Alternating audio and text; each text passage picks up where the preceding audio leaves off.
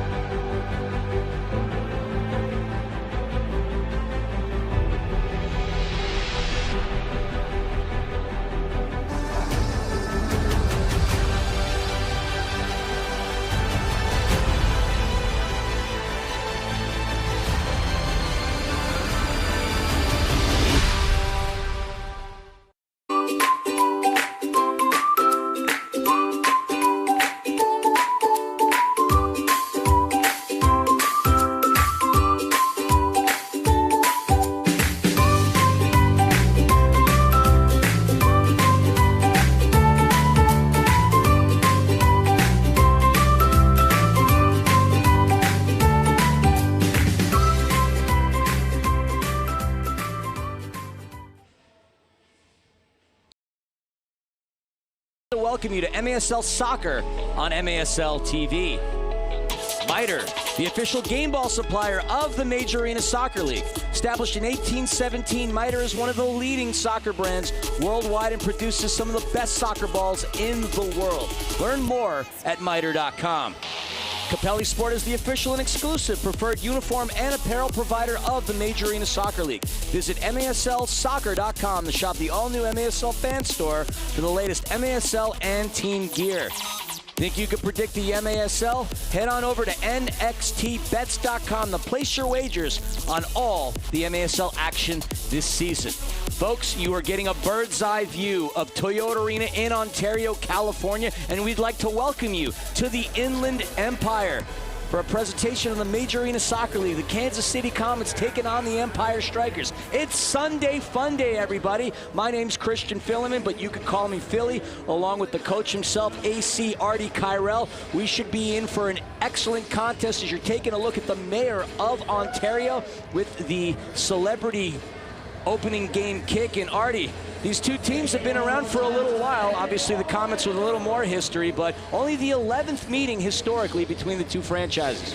That's a great opportunity for the fans, for us. I mean, I'm a fan tonight to watch Kansas City and Empire play, as both teams are working on a streak, and both teams have a statement on either end of the table tonight to really make that statement. And of course, the Kansas City Comets are the league leaders. They have played more games than the vast majority of teams in the MASL, but they are extremely dangerous, extremely packed, and extremely loaded with talent. Historically, it's been a series that falls in favor of Kansas City. 5-2 within the regular season, but it's been the Empire Strykers with the postseason record 2-1. But an interesting fact to note, since the Empire Strykers rebranded from the Ontario Fury, they have yet to beat the Kansas City Comets. As we take a look at our starting lineup for Kansas City: Zach Regan, Lucia Tetsane, Leo Acosta, Nacho Flores, Michael Lennis, and Philip Ejimadu. For the Empire Strykers, it's Justin Stinson. Clayson DeLima gets the start in between the sticks. Abdul Mansoure, Marco the Magnificent, Fabian, Felipe Dutra, and the captain, Robert Palmer. And we are underway live from the bright lights of Toyota Arena. You are watching the Major Arena Soccer League. I want to take a moment to say welcome to all our fans tuning in from around the globe, around the country, and a special shout out to all the Kansas City Comets fans out there, some of the best fans in the league. The opportunity by Zach Reger gets denied immediately by Clayson DeLima. And right out of the gates, coming out red hot, is Kansas City. Let's take a look. Artie, we like to utilize some AI, but not artificial intelligence. It's Artie's insights. Saved by Ejimadu. Artie, you have the floor. Well, just looking at it, you know, today for the Strykers, I mean, I'm going to Walter, you know, do what he's done. Create some magic, get on the ball, and play. The Comets, they've got to press. They've got to make sure they're getting in behind them. We saw earlier just that ball into Reagan in behind. You know, it was a bit of a dump, but it was at an A. Oh, and speaking of Walter Diaz, that came oh so close to threading through the netting. Walter Diaz already riding a 3-game scoring streak. That was really close of it being 4. Beat the beast. You know, ride the wave. He's on, so just give him the ball. Get out of the way. And Diaz, who had a hat trick in his last game here at Toyota Arena on Thursday against the Sockers. Not only did he have a hat trick, he had himself a point as well, 4 points. And really his second full season in the MASL, technically his 3rd season, playing under the banner of the Empire Strykers. He came in as a member of the Cuban national futsal team and started out with the developmental tier, the Empire Jets. There we see Clayson DeLima, the 2021 goalkeeper of the year in the MASL, fed Robert Palmer. Back over to Diaz, the player that we had mentioned to watch.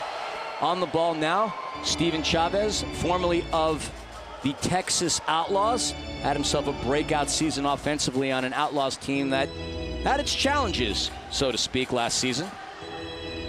Diaz trying to work his way past Lennis, and Reget's going to make an attempt as DeLima's well outside of the box. So for those wondering, yes, the goalkeeper can come out. Yes, the goalkeeper can be a big part of the offense. And a turnover right away. The Tasmanian devil himself, Christian Andreas, nearly forced a turnover. Wall-to-wall action here as Chase Peterson brings it back. Andreas was open to the left side. That one got hung on the feet of Dominic Francis, the Dominator himself. Speaking about dominating performances, between Francis, Marquez, and Regan, a terrifying trio of goal scorers. Collectively, they almost have 50% of the offense this season. 50% of the goals scored for Kansas City. Scary situation for the Strykers. On the other side of it, though, if you can contain them, you've cut out 50% of the scoring. So, you know, many have tried. Let's see if they can do it. Philip Ejimadu, the goalkeeper of Kansas City, gets his hands on it, throws it into one of the most dangerous target forwards in the league, Rian Marquez. Marquez putting up significant numbers this season, tries to find some space. He gets a shot denied. DeBray Holloman, who once called Ontario home, as well as his father, the legendary LeBaron Holloman.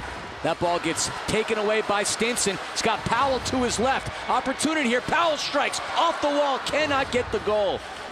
And Philip Ejimadu is still down on the turf. Clayson DeLima's going to get his paws on it, and the officials are going to call for a timeout as Ejimadu is down on the ground. He hit his head on the boards.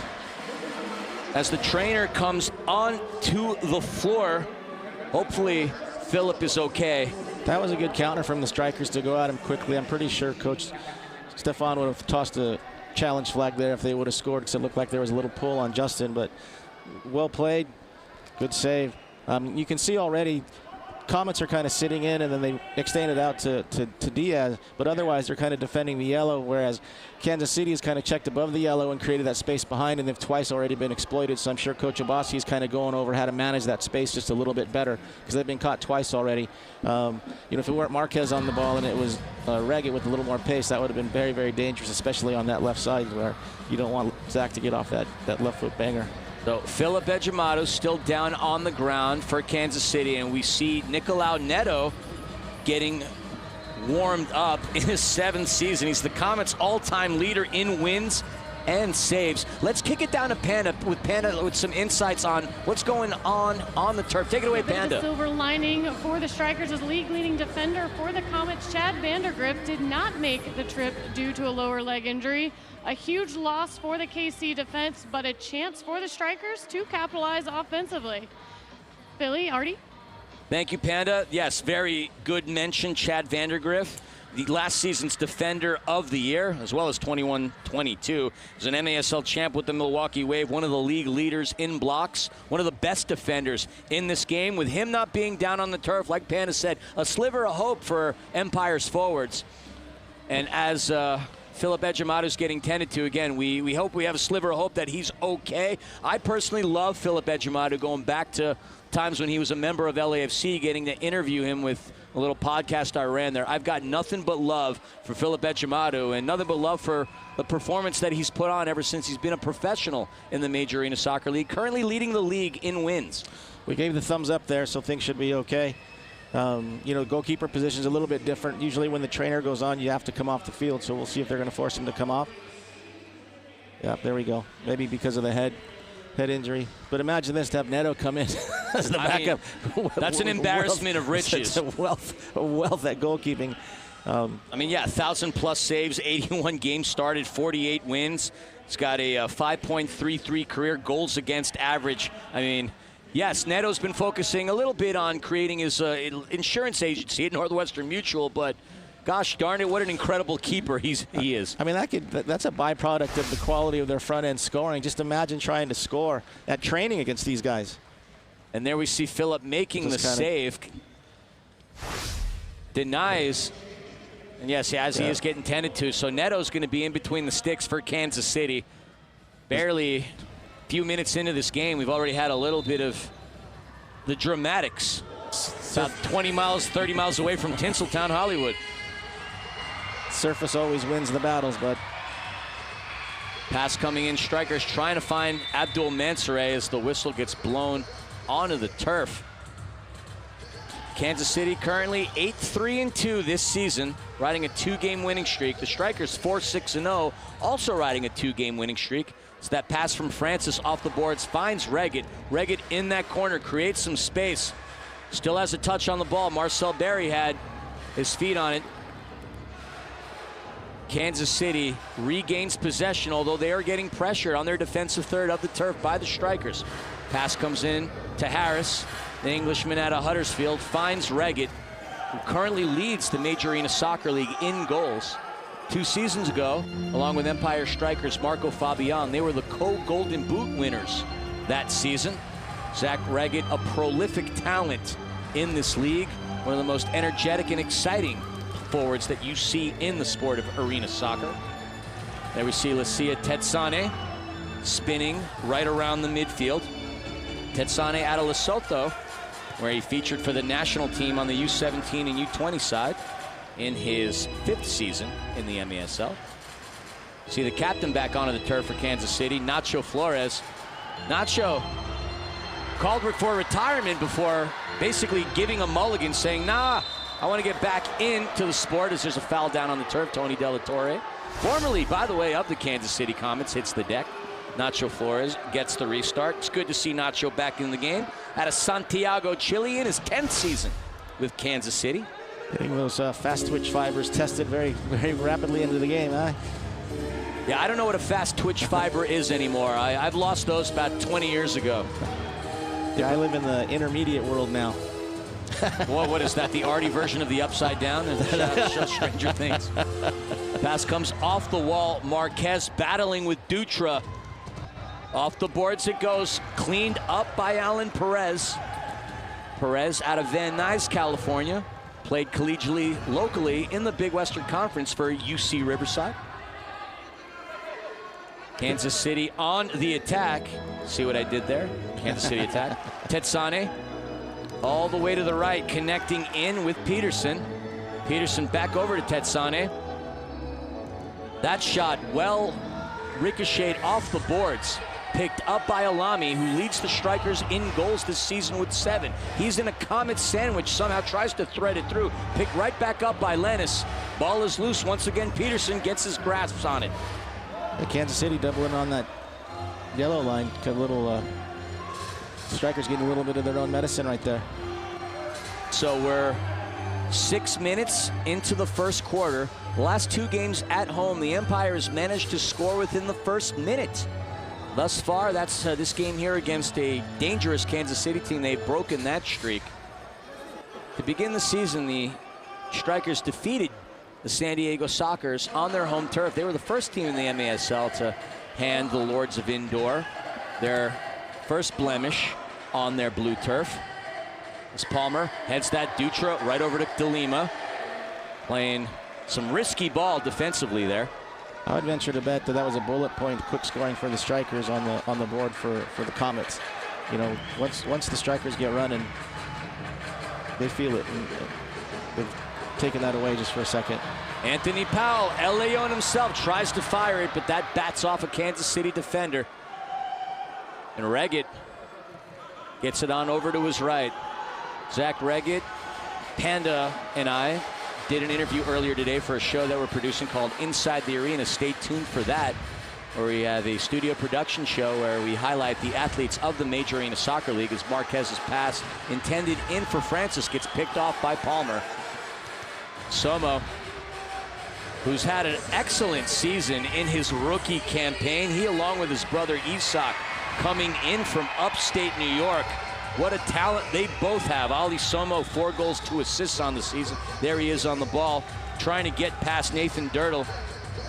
Somo opts to go backwards into Polo Hernandez, who pretty much sealed the fate of San Diego here on Thursday. That one takes a nice roll off of the boards, intended for Mansoure, recovered by Holloman, and Mansoure is going to get whistled for the foul. Good to see DeBray back on the turf. Got nothing but love for the Holloman family, and shout out to his father, LeBaron. Indeed. DeBray Holloman, though, an incredible talent as well. We mentioned formerly of the Ontario Fury. And with the ball coming out of play, that's going to send us into immediate timeout, folks. 7 minutes and 11 seconds remaining here in the first quarter. The score is deadlocked at 0-0. We're going to head to a break. You are watching the Major Arena Soccer League on MASL TV. For 30 years, National Core has been transforming lives, building communities where our residents and neighbors can thrive, and providing homes for your Empire Strykers. Affordable, high-quality, secure housing. National Core, home of the Empire Strykers.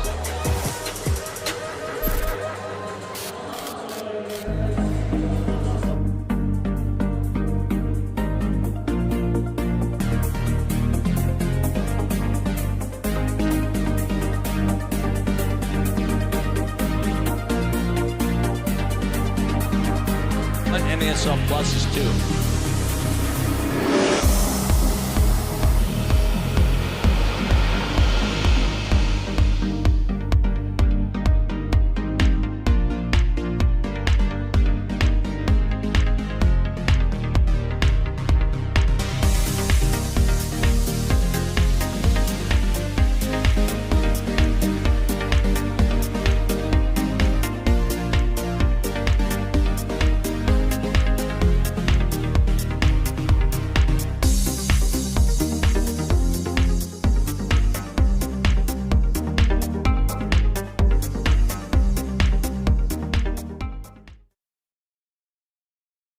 Soccer.com is your home for everything Major Arena Soccer League. All the latest news, leaderboards, highlights, and more.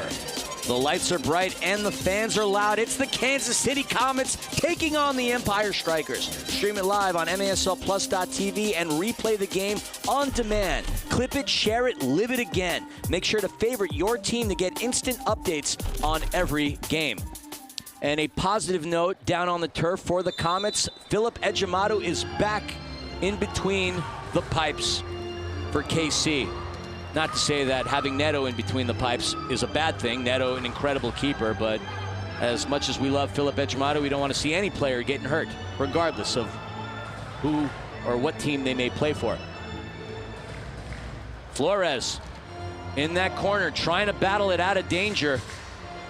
Picked up by Somo, Isak Somo, formerly of Utica City FC. And the Strykers are off to the races. Tony Delatorre tried to get one past his former teammates. Off the wall into Marquez. Marquez marked by Dutra. Dutra in his rookie season, having played with Coach Obasi at TST with Newtown Pride. I was just going to comment on that great spin from Somo. Those brothers have brought tremendous confidence and energy to the team that I think guys are feeding off of, because they're creating some havoc. I mean, 9 points between the two Somo brothers for a fairly decent stretch. The Strykers were averaging about 3 goals per game, but they really picked up their scoring knack just a few weeks ago here against the Tacoma Stars, where they put up 10 and impressively put up 9 against San Diego, albeit the fact that San Diego is without a lot of their talent. It's been an interesting season already in the Major Arena Soccer League. It's still very much wide open for any team to make the postseason, as that attempt by Diaz gets saved by Ejimadu. With the 8 teams that are in the league, only 6 of them will get to prevail and participate in the postseason. So Strykers right now on the outside looking in, trying to desperately find their way above that playoff line. Still so much season to be had, but a courageous effort and an impressive effort. Barry, almost a Wallaskora opportunity, brilliantly set up by Reggett. Clayson on vintage form, keep him in the game early. I mean, it should be 2 for sure, that he's just picked out of Kansas City's wallets. Yeah, working his way back into the lineup out of injury. Brian Orozco will not feature today for the Empire Strykers. The backup today is Brandon Gomez, and head coach of the Empire Strykers, Anu Obasi, who last season was the coach of the year in the MASL, also has an embarrassment of riches in terms of his goalkeeper. Clayson DeLima, for a little while, because of the injury, was 3rd on the depth chart. But when you have an MASL goalkeeper of the year as 3rd on your depth chart, again, an embarrassment of riches. Tetsane just past that yellow line into Marcel Berry. Berry also working his way back from injury. He's a Gatorade Player of the Year in high school in the state of Virginia. Had a fantastic career in the Colonial Athletic Association, playing for William and Mary. His shot fired very close, as that one clanks off of the posts and the wall. Stinson. Pass in, Reggett, and Clayson cleans it up. Although that's going to be a handball coming off Kansas City. It's Strykers' ball here with 4:51 remaining in the first quarter. Battle of the wits right now. Both teams just kind of feeling their oats here. You know, Kansas City kind of keeping possession, forcing some runners, testing in behind. I mean, you've looked a couple of times where, you know, they had some balls over the top there in tight. You're seeing the isolations, like right here. They're trying to get to the isolation. Somo tries to bang it off the wall, cleaned up by Francis. Fabian back over to Somo. Marco, who had himself a banger of a goal against San Diego a couple of days ago. How many non-bangers has he had since he's been here? I mean, again, another prolific talent, a player who comes from the outdoor world with such a high profile. And we've had high profile players coming from the outdoor world into the indoor world, but Marco Fabian has stuck around, provided some incredible accomplishments, and has added a lot of excitement to this Empire Strykers team that prior to last year really had difficulty making it to the postseason. Yeah, he's been a tremendous ambassador for the team and the league as well. I'm impressed with his humility and his desire and his availability to do those things. One of the nicest guys I've ever met in terms of professional athletes, and I've been around professional athletes for a long time. I have nothing but respect for Marco. Indeed. He also is motivated to help this league grow. I mean, people always ask, hey, I think I could play in this league. Unless you played at a high level, the response really is no. That man right there with the ball won a gold medal in the Olympics playing for Mexico. Won a trophy playing for Eintracht Frankfurt in the Bundesliga, the Pokal. That man right there, Walter Diaz, Cuban national futsal side. Berto Palmer, an incredible player. These are some incredible athletes on here, and they deserve the respect that they garner. Yeah, of course. I mean, any level of professional sports, you put in the work, you know. And I mean, it's real easy to sit on the couch and judge the players, judge the commentators, but at the end of the day, you got to get out, put it on, you know, do the work, put on the performance. Chavez fires it, saved by Ejimadu. Fabian with the ricochet. Tetsane was there. And Artie, just to finish your thought, you'll never meet a hater that's doing more work than you. And that applies to every profession that there is. Powell in trouble, goes over to Somo. Just to not confuse the Somo brothers anymore, we're going to refer to them by their first names. Ali wearing 99, Isak wearing 24. DeLima over to Palmer, into Ali. Ali with some space to maneuver. Puts his defenders on skates. An excellent defense by Lennis. It's a great entry pass from Berto, just kind of seeing that he was on top of the pocket there. Got the yellow line. I mean, that's a spot to exploit that's been open a couple of times this game, and there you saw it. Lennis making a heck of a play in his third season. Diaz tried to find Chavez and just put a little too much mustard on his attempt as he gets the wrong side of his boot on it. It's going to be a goalkeeper restart for Ejimadu and the Comets. That little pull that Walter did right there was awesome. He just gets in, he throws the ball. So look how slow I can go, and then whoop, he's gone. That was cool. Told you, Philly, I'm a fan today. These guys are playing, man. You're seeing some unbelievable talent as that pass comes into Ramirez. Ramirez trying to assault DeLima. Isak. Battle between Polo and Marquez. Polo comes up with it. Polo Hernandez in 2023 was part of a UC Riverside team that won the Big West regular season. While a score opportunity. Almost. But just to finish that thought, Hernandez, part of a UC Riverside Highlander team that won the Big West regular season and the Big West tournament. A lot of ties to the Big West here collegiately on this Empire Strikers team. Tony Della Torre, ding dong, ring-a-ling-a-lings it off of the crossbar. Speaking of the ding dong thing, I want to give a shout out to my colleague in this sport, Nick Vasos, as Matsure tried to fire one in there. You know, that previous sequence with Mansouri and Leo, you know, it's good for a young player. You saw an attempt by Reggett. That was a close call as DeLima was stretched. Ali fires it away past the midfield. Less than a minute to go. Ejimadu tries to go in on the left to Reggett. Isak makes a play into Tetsane. Ball is loose. DeLima well outside of his box. Kicks it out of danger. Barry tried to finesse his way inside. Tetsane recovers. 40 seconds to go here in this first quarter. He fires it in. Saved by DeLima. Clayson DeLima showing us once again why in 2021 he was the MASL goalkeeper of the year, being tested heavily early in this first quarter. Della Torre against Barry. Opts to go into Chavez. 20 seconds remaining here in this first quarter. Can either of these two teams fire off a shot before we hear the horn? Chavez getting past Barry. He's going to get tripped up, drawing a foul. And so no infraction, no cards, nothing of that sort. So it's going to be a restart here for the Strikers. As Dutro, we thought was going to take it. He's going to head on over to the Pine Pony. And Walter Diaz is going to check back in for him. Just to finish that thought on acceleration, you'll see it here on the set piece. Acceleration indicates you want the ball. So you saw Leo just kind of sprinting forward. That told Mansour he wanted it, and then off the front boards. And that's a very key point here on set pieces as well. The movement can indicate who's going to get the ball and or create the movement of the defense for the trickery. Diaz fires it just off target. Rebounded all the way to Perez. Strikers have 6 seconds to fire one off.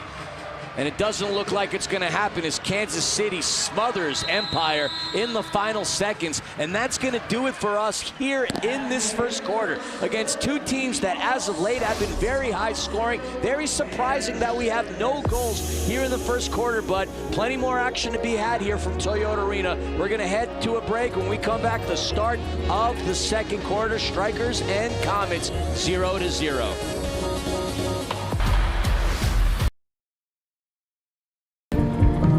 Loma Linda University invites you to join our open house on Sunday, January 25. Learn about your program of interest and how you can advance your career in health sciences. You'll tour our campus, meet students, network with faculty, and connect with professionals in the field. Answer your calling and attend Loma Linda University's open house. Register now at llu.edu/open house. Again, that's llu.edu/open house. I'll see you there. Hello, Empire Nation. I am Martina Sellers, the CEO of Marcel Wellness Center, and I am so excited to announce this amazing partnership with the Empire Strykers on Score a Lunch with a Stryker. So the students can qualify. We have 3 pillars. So for their academics, their character, and their perseverance. All right, kids, so work hard so that you can get those entries in. Maybe you'll get to meet Coach Al. Yeah, and I'm super excited. I hope to see you guys at the game. Corky's Homestyle Kitchen and Bakery, where good food and good feelings come standard. Our team serves up an array of made-from-scratch, homestyle favorites for breakfast, lunch, and dinner, along with fresh-baked goodies straight from the oven. Inspired by Grandma Corky herself, every dish is made with the freshest ingredients and a heaping helping of love. Her spirit lives on in every bite, filling more than just your belly. It fills your heart, too. So come join our family here at Corky's, where friendly faces, honest cooking, and quality food are just the way we do things. 1, 2, 3, let's go. I see you staring, but don't want no smoke. I hear you talking, but I'm here for the show. Don't get it twisted, baby, I snatch souls. If you murder, she roll. 1, 2, 3, let's go. I see you staring, but don't want no smoke. I hear you talking, but I'm here for the show. Don't get it twisted, baby, I snatch souls. If you murder, she roll. 1, 2, 3, let's go. I see you staring, but don't want no smoke. I hear you talking, but I'm here for the show.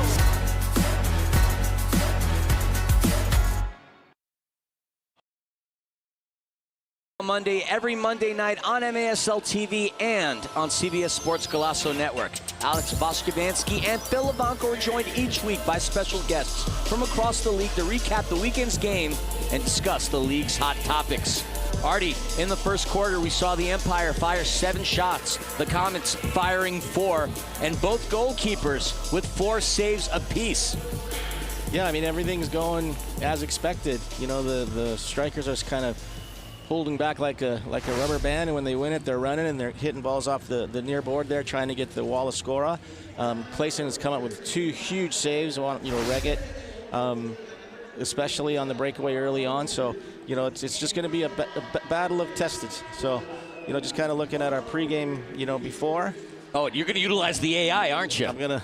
Let's go some Artie's insights, some artificial intelligence. Right, so we're seeing it already. Feed the beast. You know, Walter Diaz has been on fire, ride the magic carpet as long as you can. Give him the ball. You saw, you know, I was talking about trickery on the set pieces. No trickery on that set piece. He just got up and cracked it. You know, and defensively, you got to account for, you know, Reggett's patented left spin hit. You know, he just spins and hits the ball, and he's clinical on that. As far as the Comets, you know, you got to beat the trap. I spoke earlier about the double team on the panel at the yellow line that Comets were doing. That's very much what the Strykers want to do, and Comets have beaten that fairly easily. It hasn't presented itself because they're getting forward quickly. You know, and outfox the hunt. You know, Strykers are just going to hunt all day long, and you can kind of see there has been a couple of times where they're exposed to the yellow line. The Comets didn't get the ball over the top, but the Strykers, you know, they're going at it. You know, they're feeling it. They're young. They're feeding off each other offensively. The Somo brothers have kind of created a dangling carrot for guys to go after. Walter Diaz on the same side. Just excitement with the young guys. Just want to go and show what they can do. Absolutely, and on a Sunday fun day, we're really excited to be here with all of y'all as Robert Palmer elevates that one into the stratosphere, and a lucky fan in the audience does not have the luxury to steal that miter ball, and thank you to that fan who threw it back into the game. I think we should probably take note, for every fan that gets the ball in their possession and quickly throws it back on there, they should get at least an autographed ball from some of their favorite players on the team. I don't know, maybe that's a long stretch. I figured that would be kind of a cool thing to throw into the mix. Talk to Mr. Burnham about the budget and see how that works. Fair enough, fair enough. But you didn't pick up on Zach Reggett's Denny Terrio impression there when he was kind of rolling his arm over there. He was trying to bait the officials into top of the arc. Reggett's just a great character, and shout out to the Reggett family, by the way. They raised a outstanding young man, very polite, very well spoken. We had a good time chatting with him on Inside the Arena earlier today. Look forward to that show. We also did an interview with Charlie Gonzalez of the San Diego Sockers and Danny Waltman. So again, keep your eyes open and peeled for Inside the Arena, set to debut within the next few weeks. The Comets advancing the ball across. Sorry, I already didn't mean to steal your thought. No, I was just going to say a little shout out to Chad. Another great human being, and wishing him all the best. Sorry he was not here. Powell fires it, absolutely buries it from turf to twine. El Leon, his nickname, takes a bite out of the Kansas City Comets. The Empire go on the board, 1-0. Is there some irony that I was talking about Chad, who probably would have stepped to that? And Ant scores. Great finish, gets the ball, puts it on his favorite right foot. As you can see, just kind of wins it, run. His eyes are up. But look at the acceleration of Berto creating the defense to go. They just dropped and he just bent it in. As soon as he had that back step on the defender, he knew his time was to hit it, and he hit it. Powell absolutely smashed that pelota for his 6th goal of the season. Now the 2nd leading scorer on the Empire Strikers, one shy of Munir Alami. One of the key things there, too, is you didn't see Ant over-manipulate the ball. He just kind of let the ball roll a little bit, and he ran onto it, and he forced the defenders to kind of get on their heels, and that's where they got caught. Powell here in his 8th season in the MASL. Played 6 years with the Dallas Sidekicks out of Fort Worth. And yes, I did mention El Leon. That is his nickname. Powell spent some time playing professionally in Iceland and Sweden. Now up to close to 40 career goals in his career, as that's going to be a foul blown on the turf. Foul's going to be assessed. Yeah, Dutra's going to earn his money today. Trying to post up or handle Reggett in the post up is a tall task. Very tall task. Well, he's so shifty. He can just, like I said in the AI, just spin and hit it every angle. There's a reason that young man's got 16 goals on the season. Tetsane finds Reggett. Reggett tries to bash it off the boards. He recovers it. Strykers try to get it back, and that's going to be a whistle going against Kansas City. Strykers get the ball back here with 13:35 remaining in the 2nd quarter. And a solid way for the Empire to start. Not necessarily there as Steven Chavez's pass attempt gets picked off by Tetsane. Driving in there is Ali Alamari. Diaz, and you are going to have to pay attention to the fancy footwork this young man has. Justin Stinson always gets credited as being an incredible midfielder with excellent ball control, but Walter Diaz has shown us in his short stint playing in the MASL how he's a talent, he's a challenge, as that's a 3-line pass. Artie, for the folks at home, why don't you explain what that means? 3-line pass, kind of like icing in hockey. So you have the 2 yellow lines. If the ball travels from the defending section to the attacking section, over the 2 yellow lines, it becomes a yellow line free kick here. I'd just like to point out Chavez's tackle earlier, how he tackled parallel to the ball. Keep the challenge on the ball without a foul. Excellent technique. Reggett trying to work his way past De La Torre. Flores was trying to find him, but the Strykers were not to be perturbed defensively there as Isak goes into Alami, being defended heavily by Leo Acosta. Alami, who spent some time with Morocco's U19 national team, was on the short list for newcomers of the year in the MASL last season. Of course, that award went to Baltimore Blast's Chad Porch.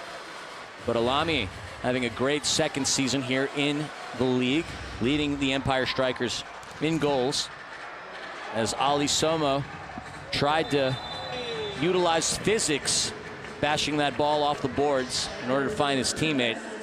And that's one of those interesting transitions, again, finding players coming in from the outdoor world, trying to see exactly how the ball bounces off the boards, how they can use that to their advantage. But Ali Somo in particular has had a very easy time adjusting to things as we have a top-of-the-arc restart there. Dangerous scenario for the Strykers. Will it be Fabian? Will it be Stinson? Will it be De La Torre? Saved by Ejimadu.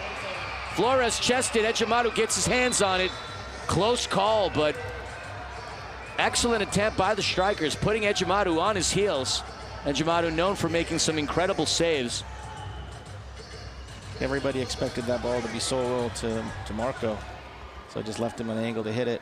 That's exactly why that play was designed. Give it to the player that you least expected, as Alami getting past Marquez, but Marquez has it. He's got some numbers in his favor. Onto the left shot, saved by Clayson DeLima. And DeLima, who got the start in the first quarter last Thursday against San Diego, but was replaced in the second quarter by Brian Orozco. He's been standing tall, standing strong, still playing here in the second quarter. And Clayson DeLima looks vintage 2021 Clayson DeLima. Indeed, indeed. A little slow on the attack, but it's a great save nonetheless. Powell in danger. Stinson, one of the best midfielders you'll see in this game, diverts it over to Chavez. Chavez to Alan Perez. Perez, a hometown hero in the Inland Empire. Over to DeLima. DeLima tries to find Stinson, and that's headed back into Kansas City's bench. Kansas City with their coach, Stefan Stokic. So really hoping he was going to wear a turtleneck today. Very stylish turtleneck with the blazer. The mock turtleneck at that. Mock turtleneck indeed. Had himself a great career as a defender playing the indoor game. We had a conversation with Danny Waltman a couple weeks ago, and he mentioned one of his favorite players to play with was Stefan Stokic back in the day. That 2014 Missouri Comets team that won a championship was an incredible team. We were hoping to see Ramon Palmer, who was part of that team and the only player on the Comets to have been part of that team. He did not make the trip, along with Chad Vandergriff. Pass comes in to Mansoure. Mansoure back over to Ali. Ali squared off against Peterson. Threads it through into Fabian. Fabian trying to create some space for himself. Very dangerous from that part of the turf. Well defended by the Comets. Pass comes back into Perez. Perez goes over to Chavez. You can see them create the isolation here, Philly. Look, everyone's on the left channel as Somo goes up the right. Just trying to spread out Kansas City's defense.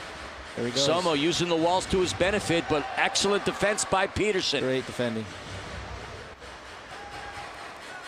Comets looking to run, although that was an errant pass. Nearly turned over, but Tetsane advances it. Safe to say there's no secret that they're going to try to work those isolations. Reggett. Let the fast twitch fibers work. And those fast twitch fibers again. Everything in my world physically operates at a very slow pace. Other than my voice, I'll say that much. It's about the only thing I have that has speed these days. Tetsane over to oh my gosh, Dominic Francis. Almost bashed that one all the way to Huddersfield. Quarter inch, man. Quarter inch higher on the ball, and that ball's top shelf with Uncle Franz. Uncle Franz, yeah. So Dominic Francis here in his 10th year in the MESL. I'm shocked to say that this is one of my first times calling him. The Dominator himself has just had a heck of a career. Over 180 games played, 160 goals, 67 assists, nearly 230 points in his career. And it's just a joy watching this young man play this game. Almost gave us a highlight moments ago. Stinson in that midfield going to Diaz. Diaz finds DeLima. DeLima known for his shot-stopping abilities. Acting as a piece of the offense here. Brian Orozco and Brandon Gomez, the other two keepers for the Strykers, known for being able to score goals. Clayson DeLima, known for assisting, but has worked really hard to battle back from injury and find his way back into this lineup.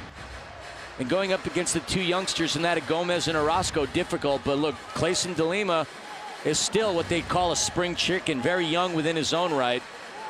Just really happy to see him back, earning these valuable minutes and honestly having a huge impact in tonight's game. Very big. I mean, just a different dynamic with Clayson. You know, he's not going to sprint forward and hit it like Brian and Brandon, but he's going to, you know, work like he's back in Brazil as a kid, kind of playing on the, you know, with his feet.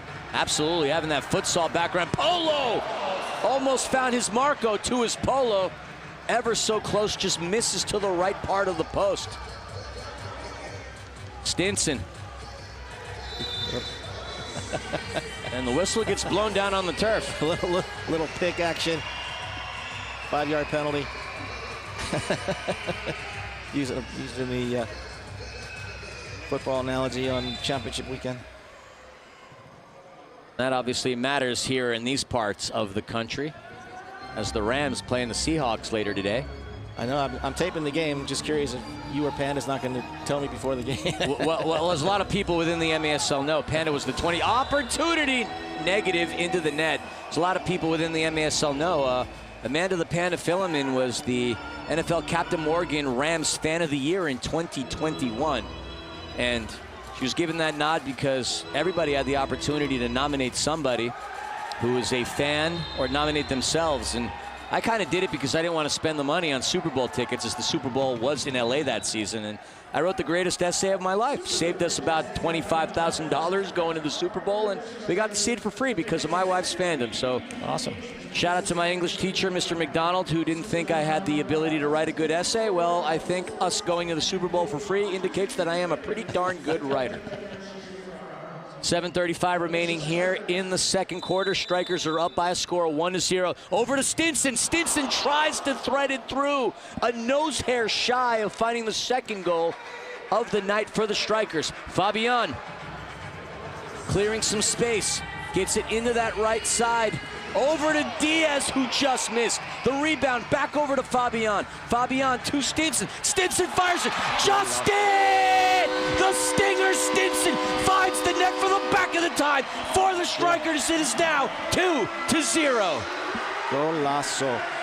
I mean, I was telling you earlier about the young guys kind of coming in with the energy. You just saw it there. You know, they were painting the edges. They were going after it, and guys just want to hit it. And Justin's that same guy. You know, I mean, he's feeling that. You know, Justin was the young guy. Now is the veteran coming in saying, you guys can hit it. Let me show you.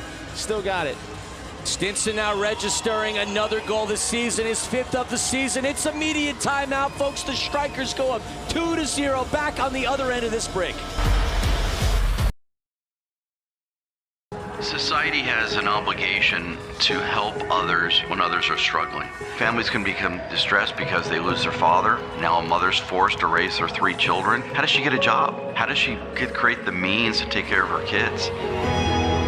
For nearly 30 years, National Core and Hope Through Housing have changed the lives of hundreds of thousands of individuals, providing housing, offering hope, transforming communities. National Core and Hope Through Housing, building the future of community. Today in America, 11 million children are living in poverty, in desperate need of food, academic support, and stable housing. Children who face staggering challenges, and who are more likely to experience health problems and fall behind in school. But there is hope. At Hope Through Housing, we are changing lives. We provide children with the support they need to dream, learn, and break the cycle of poverty. Your gift today can make a world of difference in the life of a child.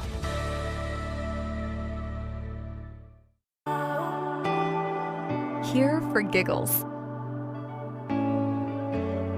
Here for support. Here for healing. Here for courage. Here for moments.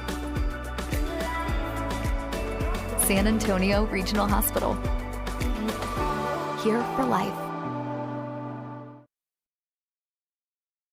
The University Health and the Inland Empire Strykers have come together to support our community with a shared focus on health and fitness. The partnership reinforces both organizations' commitment to helping families thrive on and off the field. Together, we aim to build a stronger, healthier future for our Inland Empire region. Coming out of the break, if you're just joining us, Justin Stinson just registered his 5th goal of the season, putting the Strykers up by a score of 2-0 on the Comets. Stinson coming off an incredible year last season where he had 32 goals and 11 assists for 43 points. He was just a goal or so shy from being the Golden Boot winner. That was an award given to the Chihuahua Savages. Excuse me, Chihuahua Savages is Jorge Rios Pareja. I'm glad I made you laugh. Hopefully I got a couple of people at home to cackle. But yeah, Stinson with a huge goal. And Stinson from St. Charles, Missouri, as a youth featured for the West Ham Youth Academy. And really cool story about how he got to actually compete with West Ham at this past summer's TST tournament. A total come back to home moment for the Stinger. Ali tried to find Chavez. DeBray Holloman with the play. Open opportunity, and the Strykers do it once again. Strike back in from turf to twine. Steven Chavez puts Empire up by a score of 3-0. Hunt, hunt, hunt. Right, they're just hunting, going after it. You know, unlucky touch by Holloman and just a pounce by Chavez. Here it is. They create the isolation. Off the front board, scrambles, Hunt. He's just going in, hunting, hunting. Every move is forward. Right, so the idea is when you defend, when you lose the ball, your first step is forward. When you lose the ball, your first step is back. And the Strykers, on the last 3 games, have really mastered that technique and are fully committed to it. You just saw the goal as a result.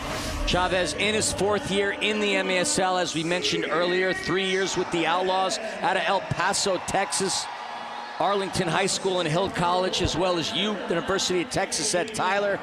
Had 14 goals and 14 assists last season, and is really enjoying his time playing for the Empire Strykers and having an impact here on this game. 3-0. An eye-opening scoreline here in the Major Arena Soccer League, as Kansas City trying to find and create some space, some opportunity. Empire dominating here within this first half so far, though. But as you know, Philly, 3-0. Easy to come back.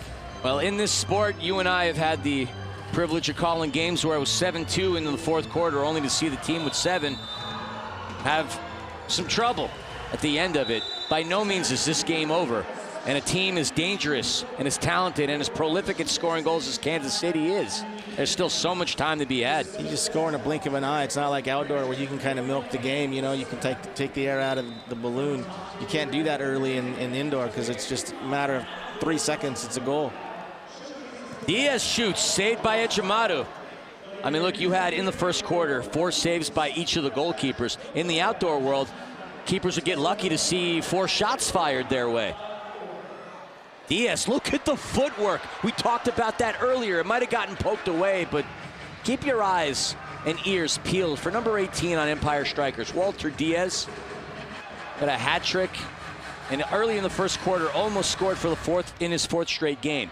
Stinson also scored against San Diego, had himself a few points, passes it on over to Palmer. Palmer, one of the best defenders you will see in the MASL, to go along with Kansas City's Chad Vandergriff. And Diaz hesitated there, and that one nearly gets picked off, but pouncing back on it is the Stinger. Into Alami. Alami, who gets pushed well outside of the box. Goes over to Ali Somo. Somo back over to Stinson. 4:20 remaining here in this second quarter. Pass on back over to Ali. He's going to fire it. That takes a deflection. Stinson recovers it. Stinson still with it, and Stinson threads it through past Philip Ejimadu for his 2nd goal of the game. The Stinger stings yet again. Stinson with his 2nd. Empire up 4-0. They're just not managing the hunt. I mean, that's 2 straight that Justin has won the rebound, coming in, moving forward. You know, and this one results in a goal, just to himself. Does he get credit for a Wallace score there because he played it to himself off the wall? That works, absolutely works. And for those who are unaware of the lexicon, Wallace Scora, Coach, what's a Wallace Scora? Wallace Scora is when you score a goal after the ball immediately preceding the goal comes off the wall. What a finish. I mean, you could just see it. I was talking earlier about the youngsters, and it's exciting, right? The youngsters have just brought in this excitement, and you can see it in Justin just kind of going there, his extra touches, his confidence on the ball, the touch there, and you know, now you get Justin feeling it. Marquez to Tetsani, Della Torre with the defensive stop. Tetsani recovers it. And look, with Stinson, we could all argue that he got off to a slow start, but he's the kind of player that could easily hit up 3, 4, 5 goals in a game and then go off to the races. As Marquez tries to fire it, Mansoray makes the play. Marquez still with it. The whistle is blown down on the turf. You know, much like we said, a goal is not safe. I mean, it's not safe to get Justin on a roll because he scores in bunches. Stinson, just like a can of Pringles, once he pops, he can't be stopped. I don't know. Maybe it's my Vegas return that makes you more funny tonight, Philly. and you talking in cursive sometimes. I should be the one talking in cursive for everything. Yeah, you just got back from Vegas. I got back from Burbank. Reggett tried to find Tetsane Hernandez. And there's De La Torre against his former team. Has Isak open. Here's an opportunity. Tries to poke it through, and Ejimadu in the danger zone, well outside of the box, makes a heck of a play, denying the Empire what could have inevitably have been the 5th goal of the game. Ejimadu showing us why he is an elite goalkeeper in this game. The pass in and off the fans, off our season ticket holders, by the way. Four goals in the quarter, I believe, was also a correct statement, Philly. And that comes off a long-term season ticket holder, Tina Hargett. We love our season ticket holders here in the Empire, and shout out to everybody who's tuning into this game locally. I know this the theme for the game today, the cancer awareness, is big for her as well. Absolutely. I mean, we're all wearing purple here because the purple color is significant of pancreatic cancer as well as just general cancer as well. We all know somebody who's been afflicted by this horrific disease. And we're all here to rally together, whether you're wearing the purple of the Strykers or the blue of the Comets. We're all in this together, trying to battle this disease backwards. I lost my cousin Roanne to cancer. She was so young and beautiful. And the minute I heard tonight, I just wanted to make sure that I wore the proper color. Purple was her favorite color. Flores, and that comes right off of the backside of Stinson. Tetsane has it. There's a shot attempt off the mark by Reggett. And Flores tried to take a bite out of the pizza. I know a lot of people like to say the bite of the apple, but I'm a New Yorker. I prefer pizza over apples. Marquez down on the turf, somehow gets back up and gets by Dutra, then falls back down. That was a fun exchange between the two players. Both 6'4" monsters, by the way. Dutra's doing a great job tonight, thus far. So. Felipe Dutra in his rookie season.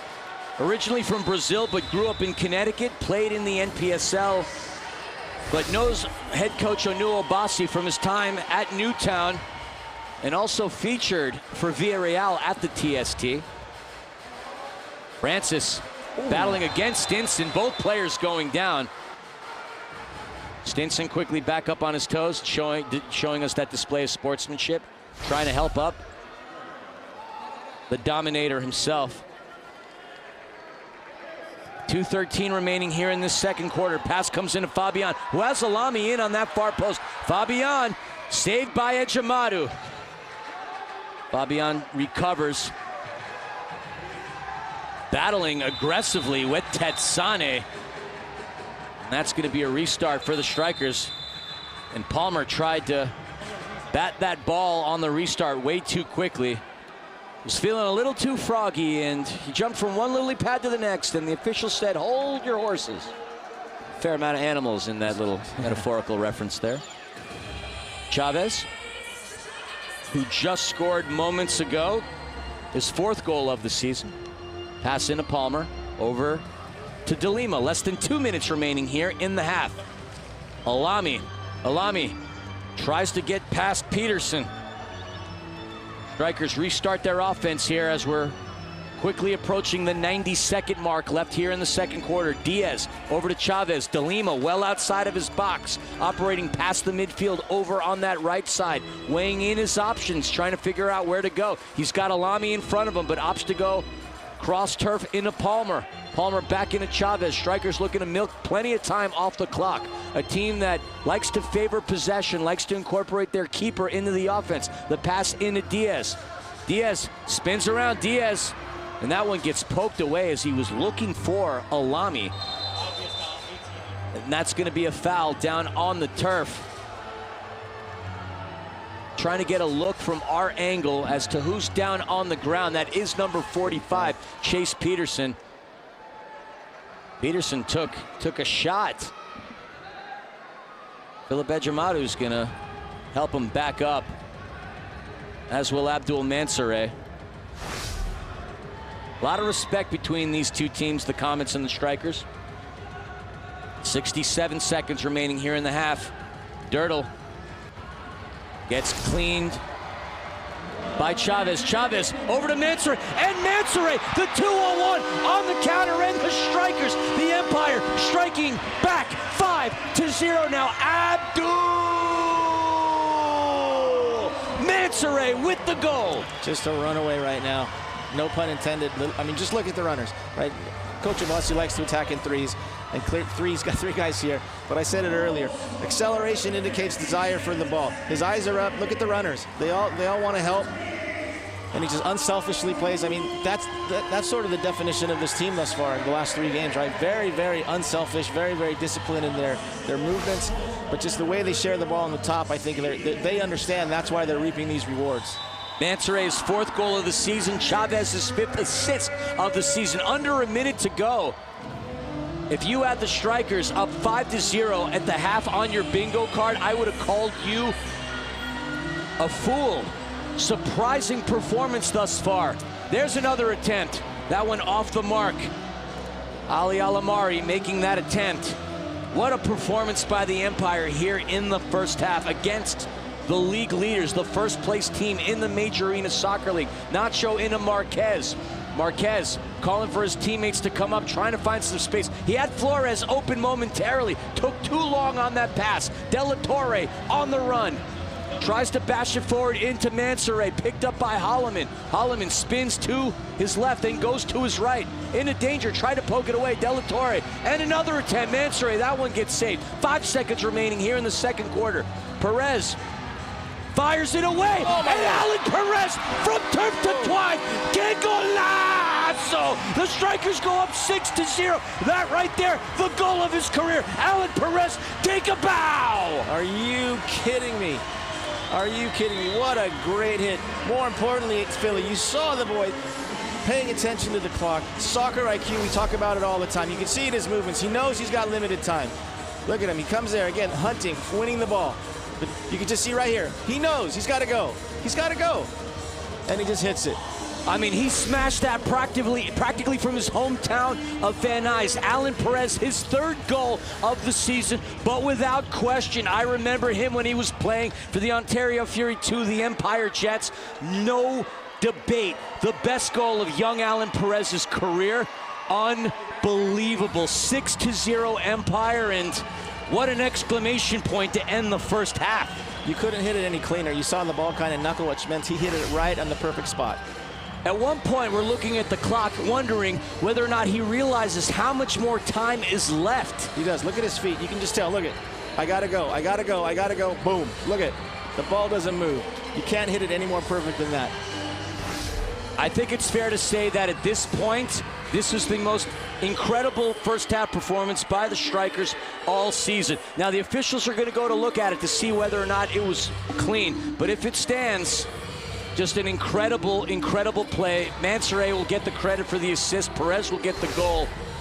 All right, so hopefully we didn't get too ahead of ourselves, because my vocal cords were jeopardized there. Let's take a look. Well, with that ticker, yes, from that perspective, it looks like it was a good goal. So we're just waiting to get the clarification here from the officials. I say it's a goal. Hang on. The decision of goal is confirmed. Kickoff set Kansas City, 0.5 on the clock, 0.5. So 0.5 of a second remaining. Alan Perez again, take that bow.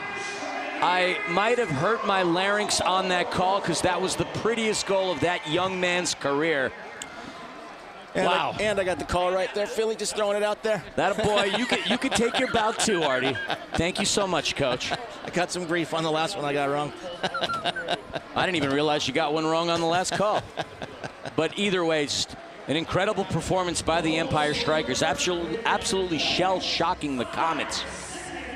I haven't seen a game like this since my boy played, and they played Milwaukee before the season ended with COVID. And this is amazing, amazing. And of course, shout out to your boy, Joseph the Jet Kyrell, gone but not forgotten. I see DeBray Holloman wearing number 91, and I imagine that is out of respect for his best friend, Joseph the Jet Kyrell. I mean, your son made a lot of really good impacts here on the players that we see on the turf today. Well, DeBray's his dad, who we both know. Saved by DeLima as the clock expires. His number 19, so he flipped it. But DeBray has a tattoo of 91 on his bicep, so. And he's got a beautiful little baby as well.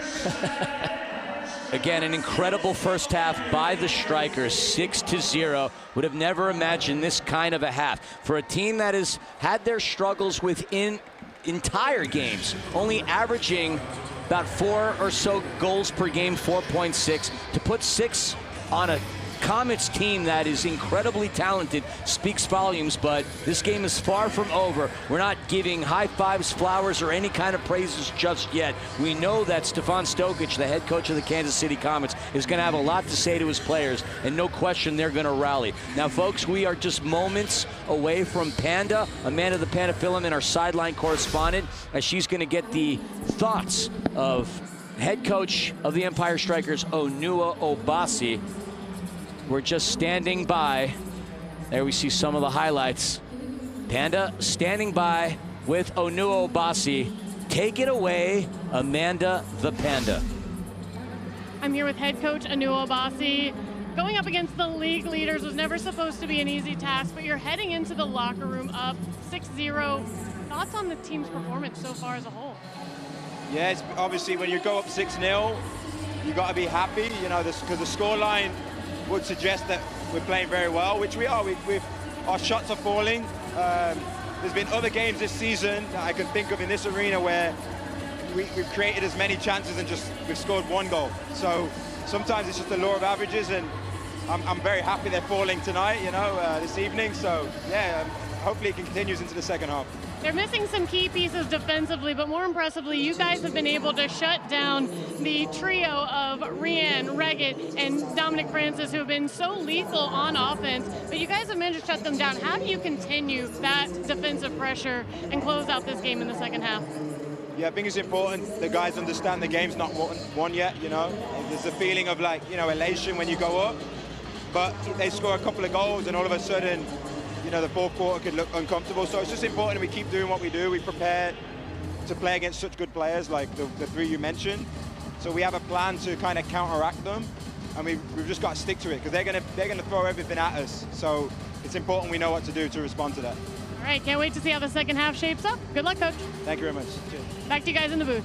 Thank you, Coach Onua Obasi and Amanda the Panda Filament. As we head into the half, the Empire Strikers up by a score of 6-0. The Empire outshot the Comets 13-4 in the second quarter, 20-8 in the entire half. Artie, I would have never bet this in a million years. No, I mean, Coach Obasi summed it up. You know, sometimes they just fall, but at the end of the day, I think, you know, we were talking earlier about guys saying they could go pro. At the end of the day, these guys are competitive, and they feed off of each other, and they have this energy now. We've got 6 goals, Stinson with 2, 5 guys. 5 guys have scored. They're spreading it around. They're going after it. They're challenging each other in a team competitive environment. It's a cooperative effort, but they're challenging each other. Being very competitive, and look, by no means is this game over. If there's anything we know about the Comets is they're resilient. They're going to look for a comeback with their head coach, Stefan Stokic. Folks, we're going to head into the half. Stick around for highlights, stats, and more. Empire goes up 6-0 at the half. Back in a moment.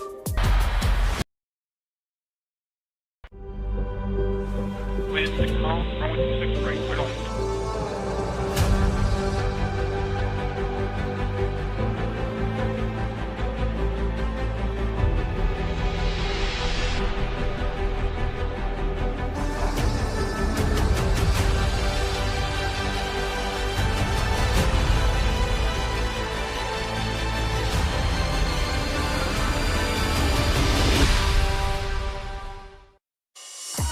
For 30 years, National Core has been transforming lives, building communities where our residents and neighbors can thrive, and providing homes for your Empire Strikers.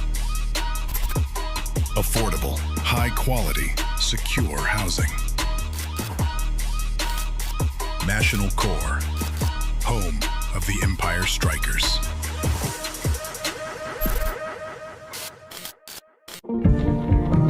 Loma Linda University invites you to join our open house on Sunday, January 25.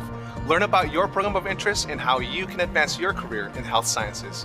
You'll tour our campus, meet students, network with faculty, and connect with professionals in the field.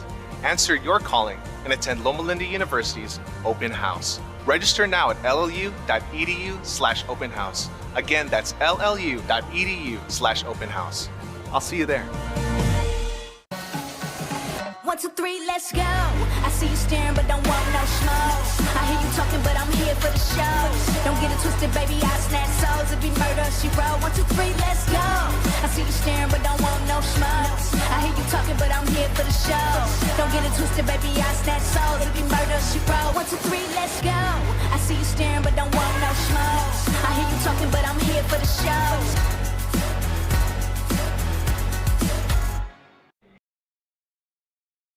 Here in Toyota Arena, where we are highlighting the City of Ontario, and I am joined with the mayor himself, Paul Leone. Paul, thank you for being here today. Oh, I'm happy to be here. It's a great place to be, inside especially. Now, Ontario is the home of the Empire Strykers. Why is it important for you guys to partner with them, and how does it affect the City of Ontario? The way I look at it is Ontario is the king in the region of the live, work, play. And we want to have the best living experience, opportunities for work, but when it comes to play, we got to have good things to do. And the Strykers are just an amazing team. That on the pitch, the game is so fast. It's amazing. But I love it. I love it. I think that the Strykers, the hockey team, the baseball team, all of the things that we're doing here make Ontario the full service city, if you will. Absolutely, I could not agree with you more. Now, are there any initiatives currently that you're working on that are especially important to you in the City of Ontario? Well, obviously we're doing the Empire facility, the Empire Sports Facility, and we're getting the baseball team off the ground. But for me, we do all of these great big things like the arena, the airport, the Sports Empire. But when we get down to the brass tacks of the city, it's making sure that the city is as beautiful, clean, safe, and available to the residents as possible. That's my big thing. How do we go from all of these great big projects down to the people on the street, making sure that their life is the best possible life we can provide? I love that so much. It is a beautiful city. We love coming out here. Now, soccer gaining a lot of popularity, especially on the heels of the World Cup. Why is it so important that you guys partner with these youth camps that Empire puts on? Well, soccer has become another major sport. Well, it wasn't when I was a kid. That's why I say it has become, because when I was a kid, we didn't even play it. Yeah. We had, you went seasons. You went from baseball, football, basketball, baseball, football, basketball. Yeah. Nobody played soccer. And now I think more kids play soccer than any of those sports. Maybe I'm wrong, but it sure is everywhere. It is. And it really is a family gathering because all the kids of all ages can get involved. And some of us old parents and grandparents like to get out there and kick the ball too. It's a little bit safer than football, yes. But at the same time, it's a really good sport for the kids to learn agility and all these other things, but sportsmanship, it's a great thing. And especially as it's becoming more and more popular, it's the best thing that we can get involved with. I love that so much. You guys are doing some great things with the Strykers and the City of Ontario. Thank you so much for being here tonight, and hope you guys enjoy the game. Can't wait. Go Strykers! National Core, proud to partner with your Empire Strykers. On the field, in the community, we defend the Empire. Sign up for our free soccer clinics and meet your favorite Stryker. Community, passion. This is your Empire.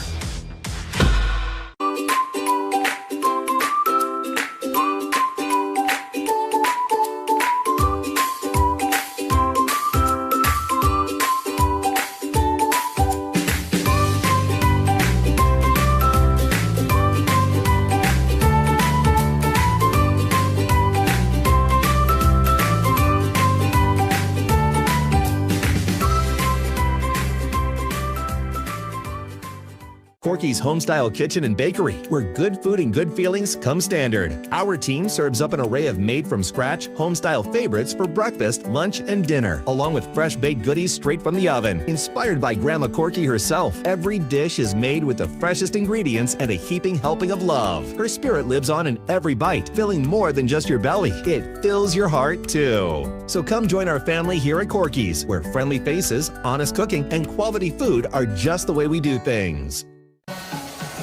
1, 2, 3, let's go. I see you staring, but don't want no smoke. I hear you talking, but I'm here for the show. Don't get it twisted, baby, I snatch souls. If be murder, she wrote. 1, 2, 3, let's go. I see you staring, but don't want no smoke. I hear you talking, but I'm here for the show. Don't get it twisted, baby, I snatch souls. If be murder, she wrote. 1, 2, 3, let's go. I see you staring, but don't want no smoke. I hear you talking, but I'm here for the show. Go. Shoot! It's go!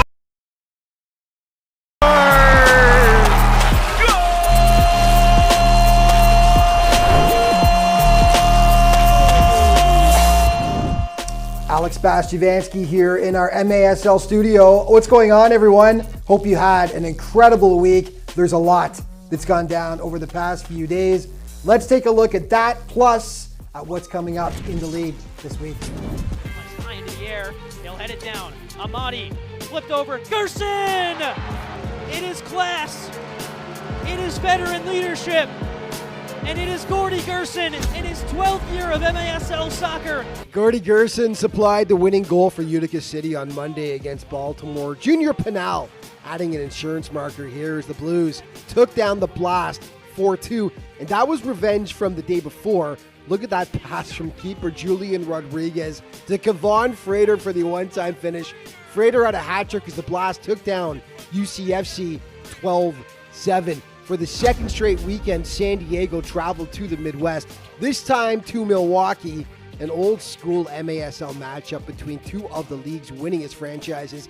And for the second time this year, the Wave took down the Sockers convincingly 10-5. And this one, Alex Steinwasser named the game's first star. He had a goal plus 2 helpers. And then the next day, Kansas City traveled to Bruce City. This is the opening kickoff, and it set a new record for the fastest goal in KC franchise history to start a game, as Chad Vandergrift scored 8 seconds in, and that set the tone as the Comets raced out to a 4-0 lead. The Wave just couldn't recover as Kansas City took it 7-5. 2 days prior, the Comets hosted Tacoma, and when it rains, it pours for the Stars. When they lose, they've usually lost big this season. Rion Marquez had 4 assists for KC as they cruised past Tacoma. 9-2 the final score.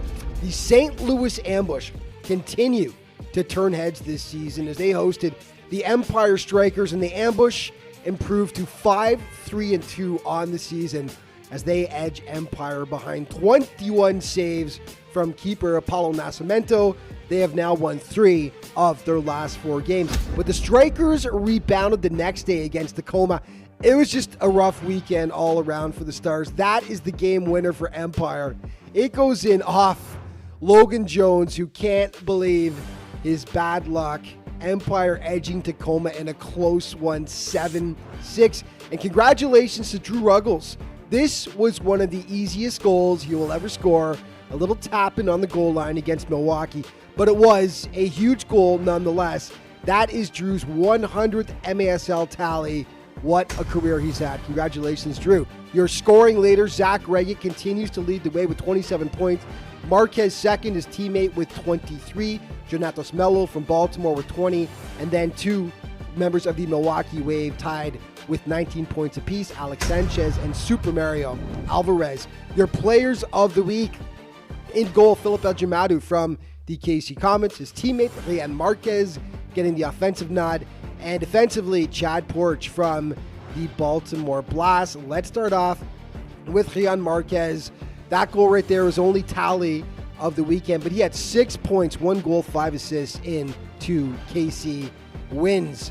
Chad Porch from Baltimore getting it done defensively and especially offensively. He had 4 points, 2 goals, 2 assists in the Blast win over UCFC. And look at this pass by Ejimadu right here. This is on the Marquez goal. Beautiful pass, though, all the way down the field. And he had 16 saves as well as that assist in the game. Time now for your plays of the week. From the right side to the foot of Malsoni, puts it on the top shelf. Hansen did a great job to just take care of the ball. Found its way into a shooter's Hansen with a strike! What a goal! He levels it at 6-6. Kicking off, KC moving it right to left in the blue and white uniforms. Zach Reggett right off the bat. Are you kidding? 8 seconds into the match. Around the turn, right into the hands of Rodriguez. Frater in shot, goal! One touch by Frater off the distribution from Rodriguez. It's 3-0. Powell turns it himself and gets the toe poke goal. Maintaining the 2-goal advantage. Huff turning shot, score! Marquez, shot, out front, goal, he flicked it in, Nacho! What a goal by the veteran, Nacho Flores, and Ejimado picks it up. He's got a good arm, and he lobs it long. Marquez coming in, bouncing shot, and a goal. Brilliant throw that time by Ejimado, and I'm not sure Matthew Stafford could throw it any better. And that's all the time we've got for this week's show. But just a reminder to stay up to date on everything that's going on in the MASL all throughout the season. Be sure to check out the league's official social media outlets. Thanks for watching. We'll see you next time.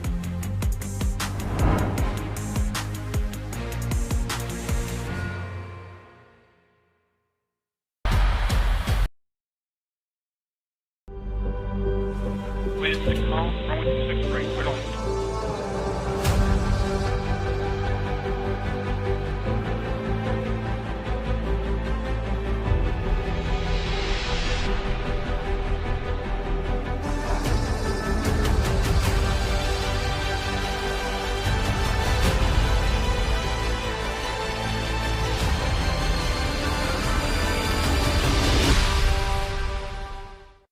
Today in America, 11 million children are living in poverty, in desperate need of food, academic support, and stable housing. Children who face staggering challenges, and who are more likely to experience health problems and fall behind in school. But there is hope. At Hope Through Housing, we are changing lives. We provide children with the support they need to dream, learn, and break the cycle of poverty. Your gift today can make a world of difference in the life of a child.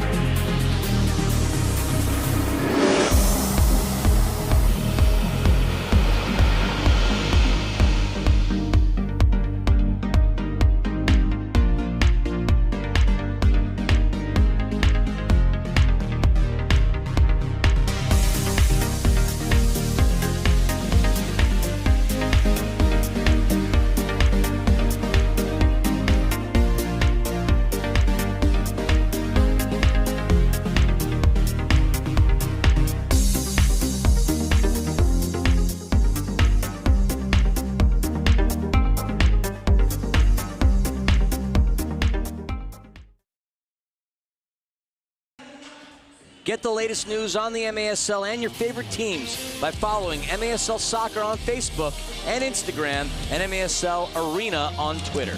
Subscribe today to MASL TV on YouTube. You'll find game rebroadcasts, MASL shows, highlights, and more. MGR Real Estate and MGR Property Management, Southern California's largest independent family-owned real estate company, providing commercial sales and leasing, residential sales and leasing, residential and commercial property management, and homeowner association management. MGR Real Estate Services, the proud sponsor of the Empire Strykers. We would like to thank our official hotel sponsor, Ontario Airport Hotel and Conference Center, a Hyatt affiliate hotel, conveniently located just 2 miles from Ontario International Airport and 4 miles from the Ontario Convention Center. Back here for the start of the third quarter. My name's Philly alongside the coach Artie Kyrell. We'll call him A see an incredible second quarter by the Strykers. 6 goals in that quarter. We've already asked our team statistician, Jason Hernandez, to tell us the last time the Strykers have managed to find 6 in one quarter. But for a team that averages just over 4.6 per game, an incredible first half, and absolutely shell-shocking the visiting MASL leaders, the Kansas City Comets, Artie. It's indoor soccer, Philly. The boulder starts rolling downhill. Sometimes it's hard to catch. So halftime came at a very fortuitous time for the Comets, and now they've got to really work on getting that next goal. It's going to be, we say it all the time, but it truly is pivotal, that next goal here.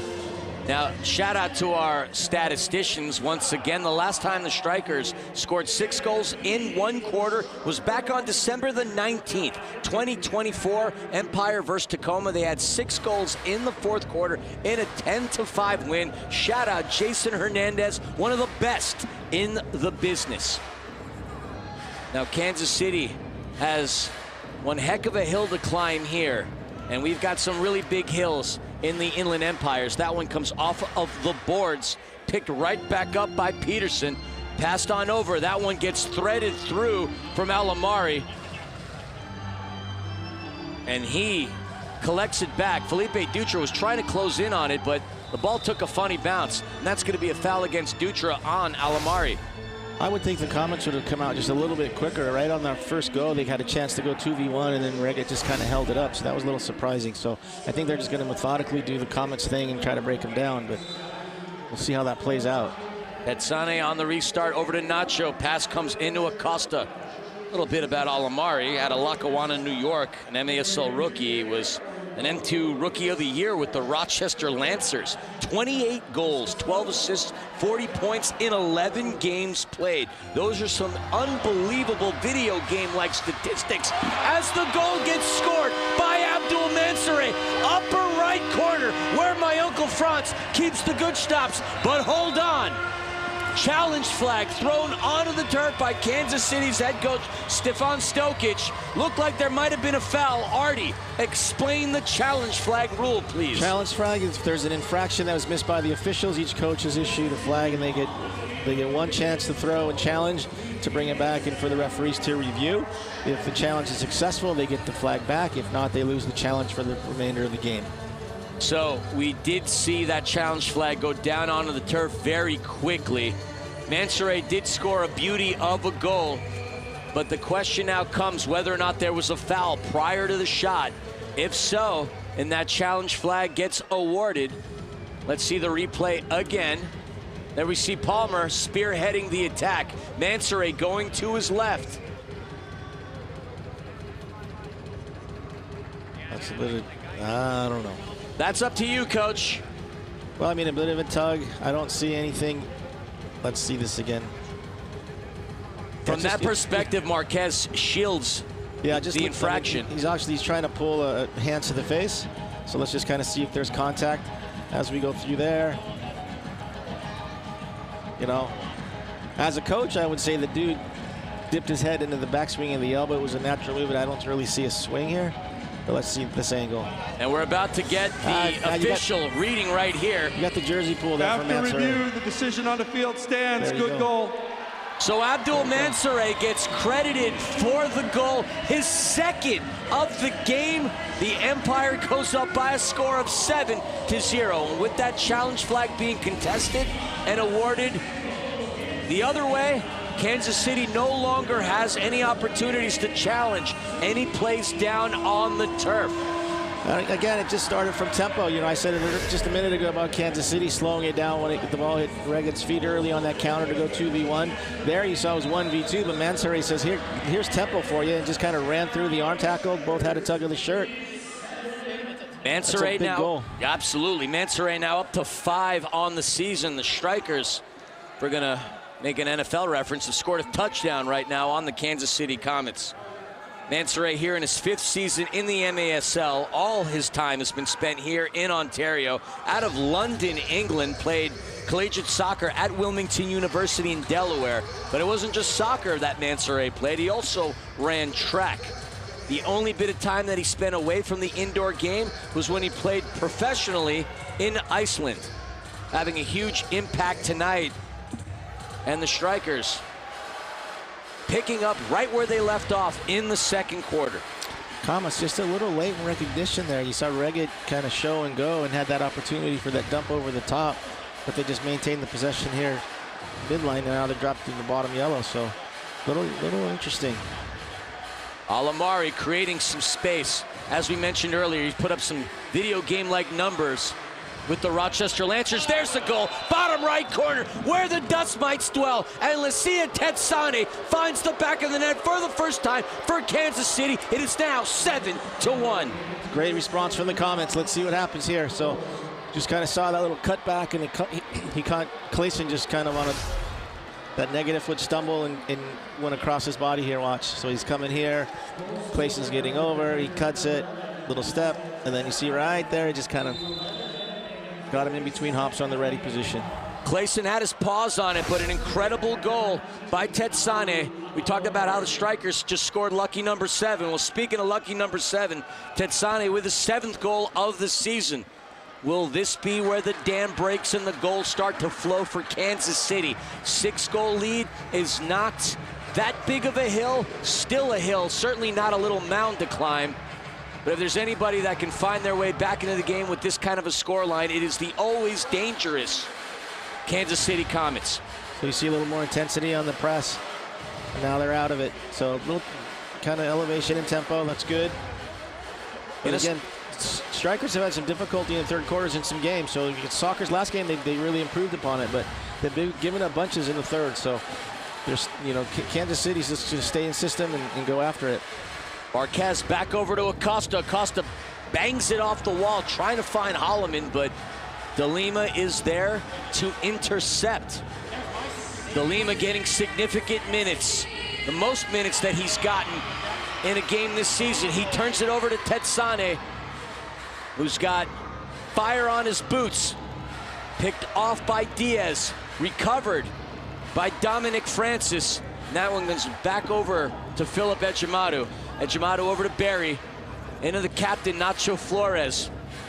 You can already feel the intensity picking up. There was a lull in the action from the opposition in that second quarter, but you certainly don't feel it here. Whether you realize it on the TV screen or whether you're here in person, feels like there's an extra pep to the step of the Comets here in the third quarter. Well, you've seen a subtle little change, in what you're saying in the game, right? Because the 3 dumps in a row, the Comets have won them, whereas the Strykers were winning those dumps earlier. Marquez fighting, and Isak Somo shoulders Marcel Berry off the ball. No whistle there as bodies continue to hit the floor. Recovered by the Dominator himself. Francis very quiet today. Coming into tonight, 11 goals and 4 assists, the 3rd leading scorer on Kansas City, the 3rd part of that terrifying trifecta. Reggett, Marquez, and Francis. At the top of the broadcast, we mentioned account for almost 50% of the offense this season for Kansas City. They are quiet. Tetsane certainly a part of that conversation. Well, we kind of forecasted that a little bit as well. And we said if they're able to contain those 3, they've eliminated 50% of their goal output. And Palmer's going to get called for a foul on Reggett, even from way up here in our perch. That's as clear as day. Reggett, always a dangerous player, currently leading the Major Arena Soccer League in goals. Several Comets players lead statistically, but also the Comets have played at the very least 2 more games than a lot of their opponents this season. Reggett tries to fire it off the wall, and you just see how quickly Isak Somo closed in on Tetsane. Tetsane didn't have too much space to operate. Wisely goes back over to Ejimadu as Lennis connects with Tetsane, and then back over to Peterson. Peterson to Tetsane, the only goal scorer tonight for the Kansas City Comets. And he tries to go in to the attack zone, finding Peterson in. Peterson goes down, getting knocked down by either Dutra or Alami. The officials state play on into Reggett. Reggett the regulator. Up top. Crossing through the threshold momentarily was Lennis, but Alami pushes him out. We're seeing Kansas City trying to settle into their offense here as Reggett filters it through. That ball is loose inside the box, squared around, cleaned up by Dutra. So you see that second space run in the edge there. That's twice. So it's something that they clearly identified at halftime, and they're going to run at it a little bit more, it appears. Alamari goes back to the midfield to Lennis. Mikey Lennis wearing number 29 in his third season out of Kansas City. Played with Sporting KC's Academy and SKC2 in the USL. Had himself a call-up with the United States Youth National Team. 48 games played. This would be 49, 22 goals scored, 15 assists, 37 points over his young career. You saw Reggett kind of pull that foul there. You know, it's kind of like basketball scoring with the, you know, on these set pieces. It's like free throws in basketball. You know, you can score with the clock not running. So very savvy decision from Reggett right there. There's an attempt that comes right off of the wall as Alamari gets denied. That one's going to go into the stands. And with the officials blowing the whistle, that's going to send us to immediate timeout. 7 minutes and 33 seconds remaining in this third quarter. We got a goal apiece from each team. It is 7-1. Let's see what the X's and O's get drawn up for Kansas City. Can they find their way back into this game? Stick around to find out.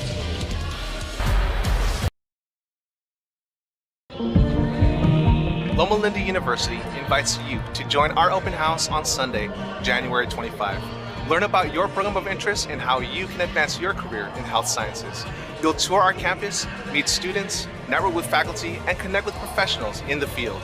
Answer your calling and attend Loma Linda University's open house. Register now at llu.edu/open house. Again, that's llu.edu/open house. I'll see you there. For 30 years, National Core has been transforming lives, building communities where our residents and neighbors can thrive, and providing homes for your Empire Strykers. Affordable, high-quality, secure housing. National Core, home of the Empire Strykers.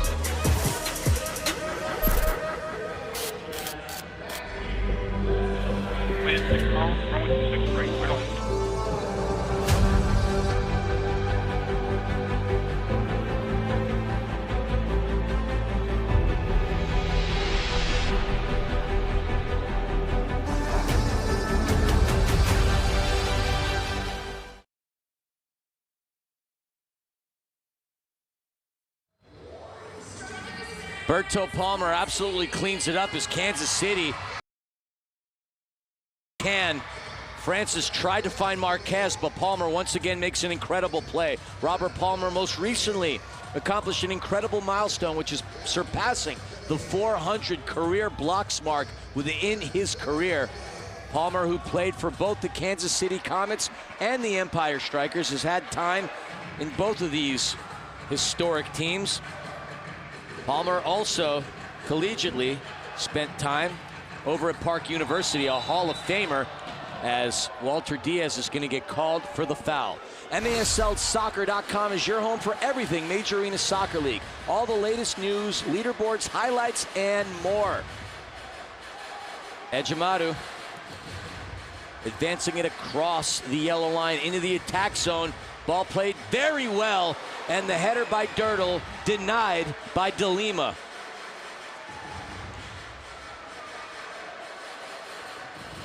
DeBray Holloman takes that play away from Anthony Powell. El Leon had an incredible goal in the first half. Somo trying to get by the Tasmanian Devil, Christian Andreas. And that's going to be a foul against Somo. And momentarily, while he was arguing with the officials, Kansas City tried to go off the restart really quickly, but the officials are saying, hold the phone.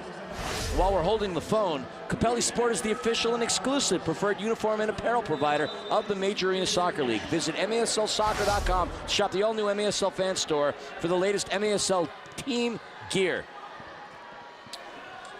Marquez over to Reggett. The play made by Stinson. Stinson and Reggett have a long history together, best friends.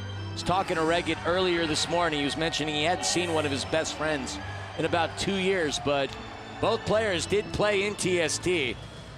So I don't know whether or not that is true or whatnot.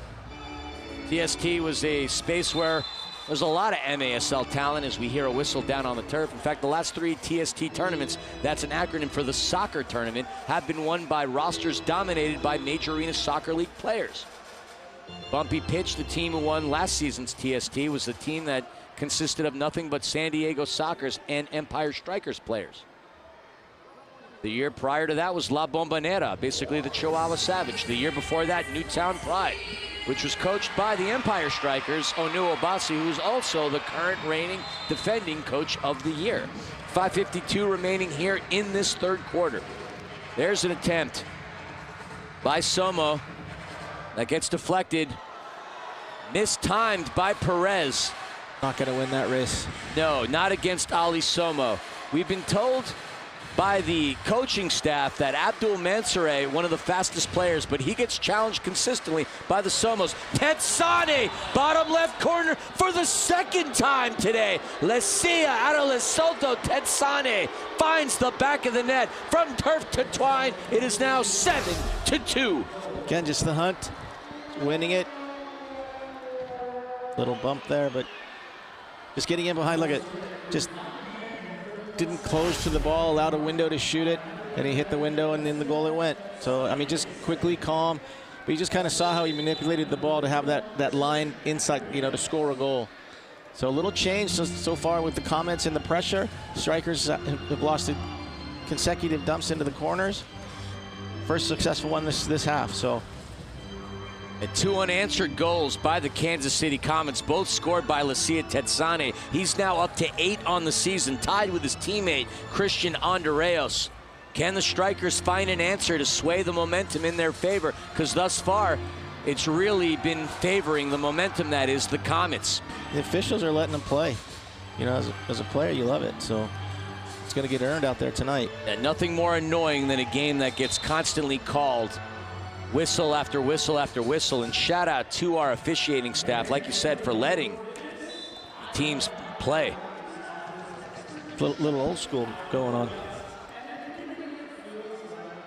Mansoureh gonna have to fight really hard to beat a defender as talented as Debray Holloman, as Holloman denies Mansoureh.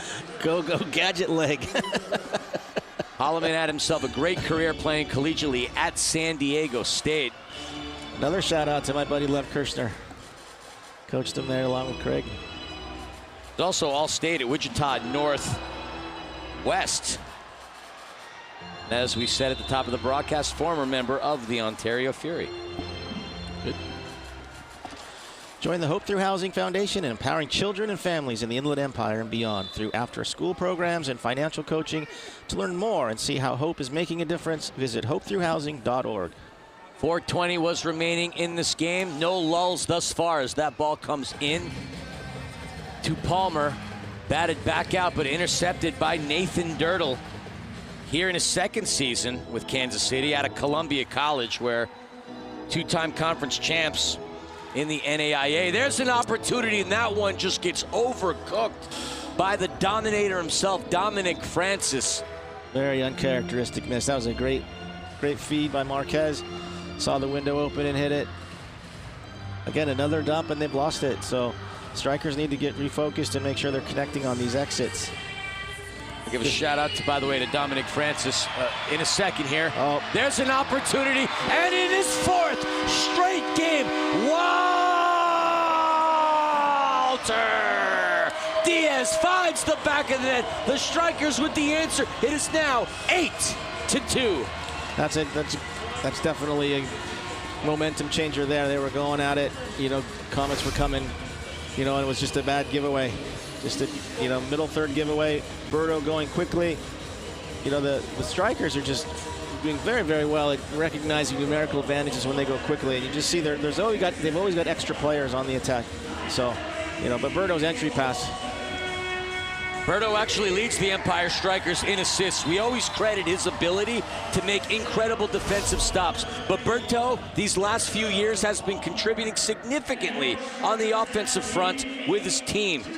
There's a goalkeeper changes. Neto replaces Ejimado, and Neto challenged seconds into his shift. Happened so many times too, you know. Francis almost puts it away, and then moments later the other team is scoring. Just crazy how that works in this game. It's crazy that we've already had 10 goals with still a quarter and 3 and change remaining in this one. It's the beauty of indoor soccer. You'll never see a 0-0 tie. The great game of indoor, no disrespect to the St. Louis Rams. We believe this is the greatest show on turf. Speaking of the Rams, they're down to the Seahawks. I know there's a lot of people here in the audience that's not thrilled about that one. My wife in particular is the Rams fan of the year in 2021. But alas, we play on. 8-2, 2:45. Pass comes in from Reggett to Holloman. I was just going to say, Siri, stop taping the game. I know the score. That's going to be a whistle. It's going to stay on this end of the field as Palmer comes in, replacing Polo Hernandez. Palmer, who takes on the responsibility as captain for the Empire Strykers, replacing long-term captain Israel Cisse. And look at the stop, not by Clayson DeLima, but by Felipe Dutra. If we could see that replay again, Dutra's been, once Dutra's gotten the hang of this sport, he's been incredible. On the road trip that the Strykers had recently without Robert Palmer, Dutra really picked up the slack defensively. It is safe to say that he feels comfortable playing indoors. And because it was considered a block shot, oh my goodness. Oh my God, and there's the Hattie. Is it not? The official blows the whistle. Coach, what we got? Was that the Hattie? They called 4 seconds. Unbelievable. Unbelievable. Tetsane just narrowly missing what would have been an incredible hat trick. And because of the lost challenge, they can't throw it. They can't throw it. Coach Stefano standing on the boards. My Lord. Lucia Tetsane was a nose hair away from having a hat trick today, which would have cut into this lead. Made it 5. I know Comets fans back in the great Midwest are beside themselves. Marquez robs Ali Somo of the ball. Looking around with nowhere to go, he opts to his right. The pass back into Tetsane, who's been the most potent offensive weapon all night for the Comets. Fabian making a defensive play, denying Andreas of a clean look. Barry has it, pokes it away over into Peterson, and we hear a loud whistle, as loud as the ears can hear. You know, the Strykers need to kind of eliminate these unnecessary fouls. We saw here, I said it earlier, you know, on the set pieces, they can score with the clock not running. And Tetsane hits it, you know, you could argue, you know, one ref counts to 4 quicker than the other. That's a tough call to make in that situation, but it cost them, you know, it essentially could have been a goal. And so now here we go again. The Comets get to continue to go to frame here without using up any clock. And, you know, you got to be aware of these types of things. Peterson back on his feet, the 3rd year Comet out of Park University. A lot of Park University Pirates on the turf today. And shout out to our good friend Eric Bergrud, by the way, who has some history there himself. Andreas, the Tasmanian Devil, opts to go into Barry. Barry back over to Tetsane. Tetsane chips it in, trying to find Dirtle. Turtle to Barry. And he overcooks it. Andreas trying to recover it, but Empire's Powell has it.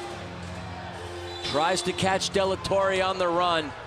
Powell hits the deck, no whistle. Yep, a little unnecessary foul there on Powell. Oh, it was a it was a foul. Okay. Yep. Well, appreciate you, Coach.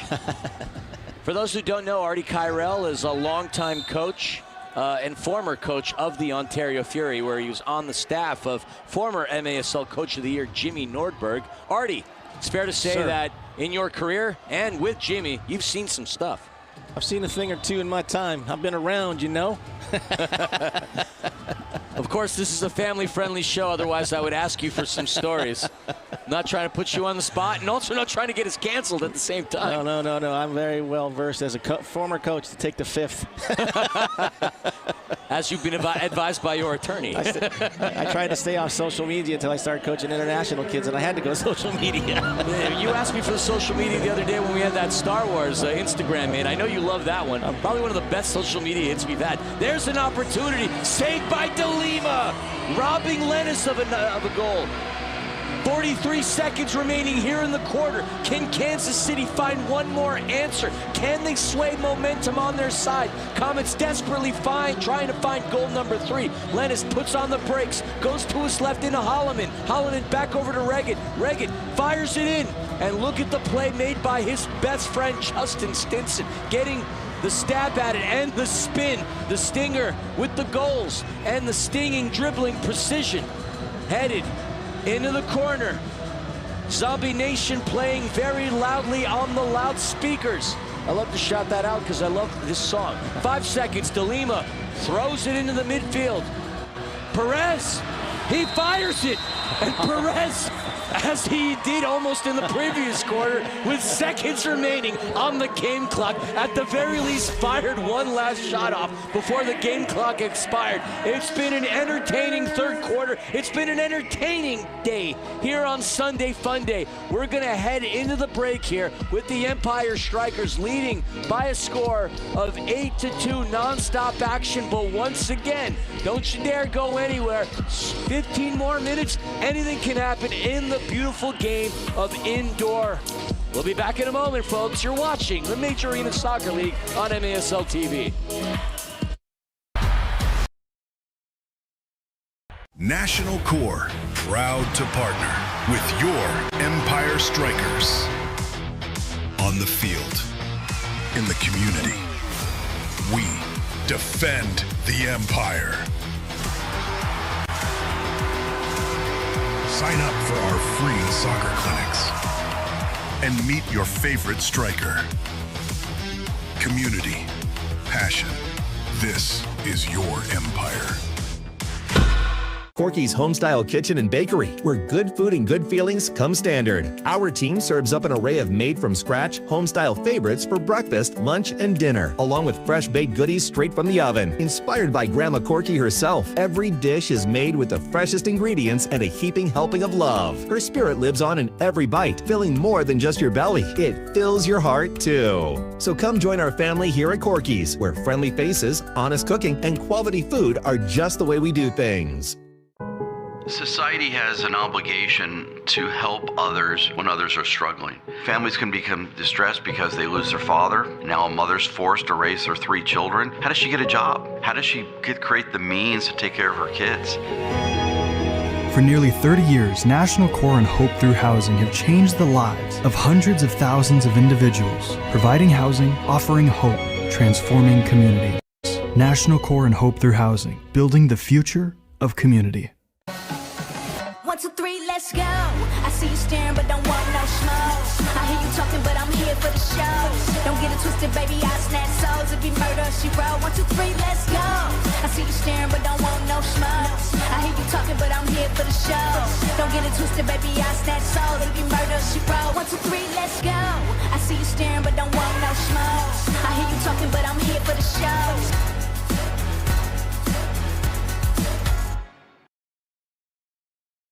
Get the latest news on the MASL and your favorite teams by following MASL Soccer on Facebook and Instagram and MASL Arena on Twitter.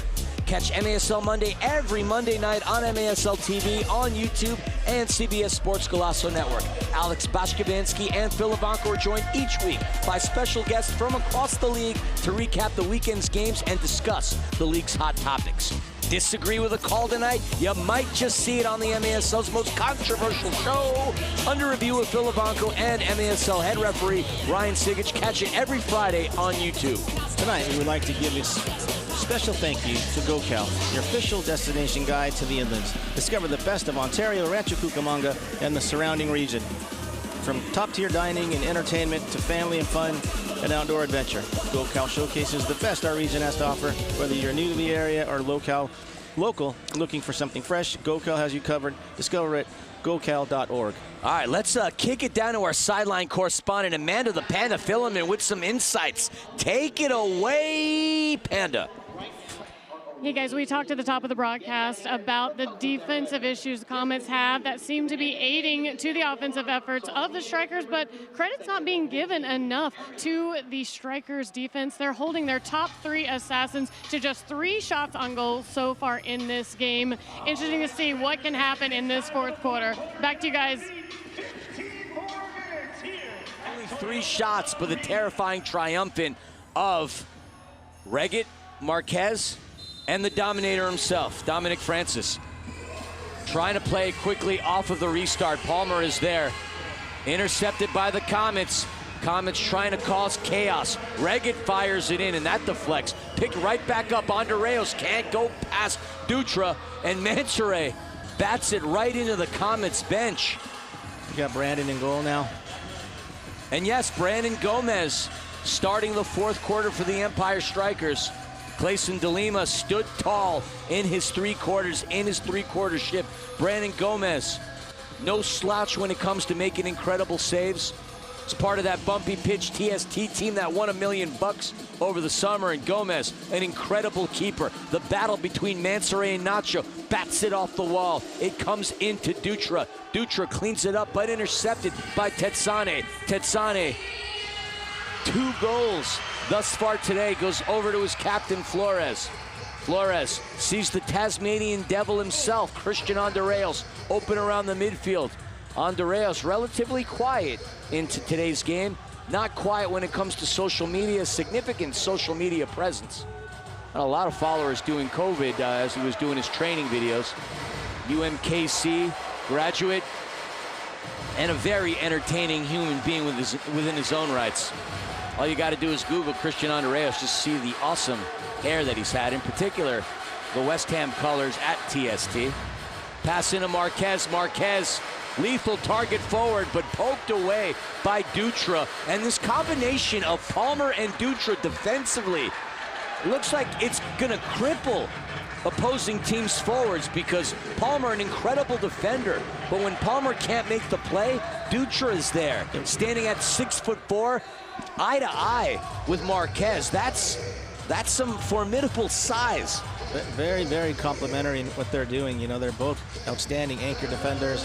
You know, Dutra's just as tall, but you know, not as girthy as Marquez, but he's just showing in there. And I saw Coach Obasi just kind of showing him at halftime a little bit how to defend it with the push. Marquez, sorry. No, I just say Marquez trying to press a little bit, which tells you that the defenders are in his head a little bit. Stinson with a lot of room to operate. Stinson just 1 goal shy of eyeing what would be his first hat trick of the season. Goes cross turf into Chavez. Chavez with another incredible effort. He bats it off the wall, and Neto with the kick save. Tough touch from Marquez. Chavez goes back over to Hernandez. Hernandez into Diaz.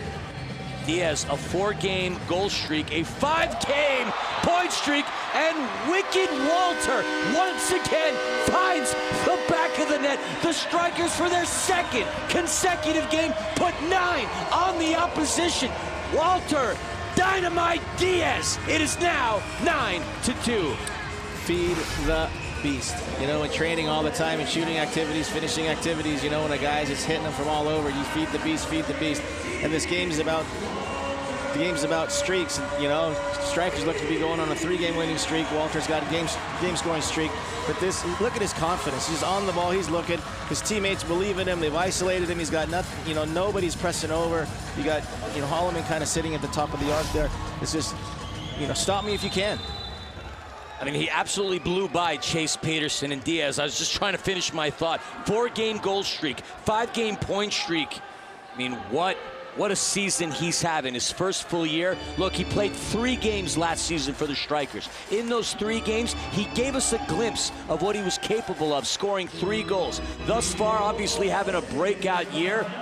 As Tetsane with...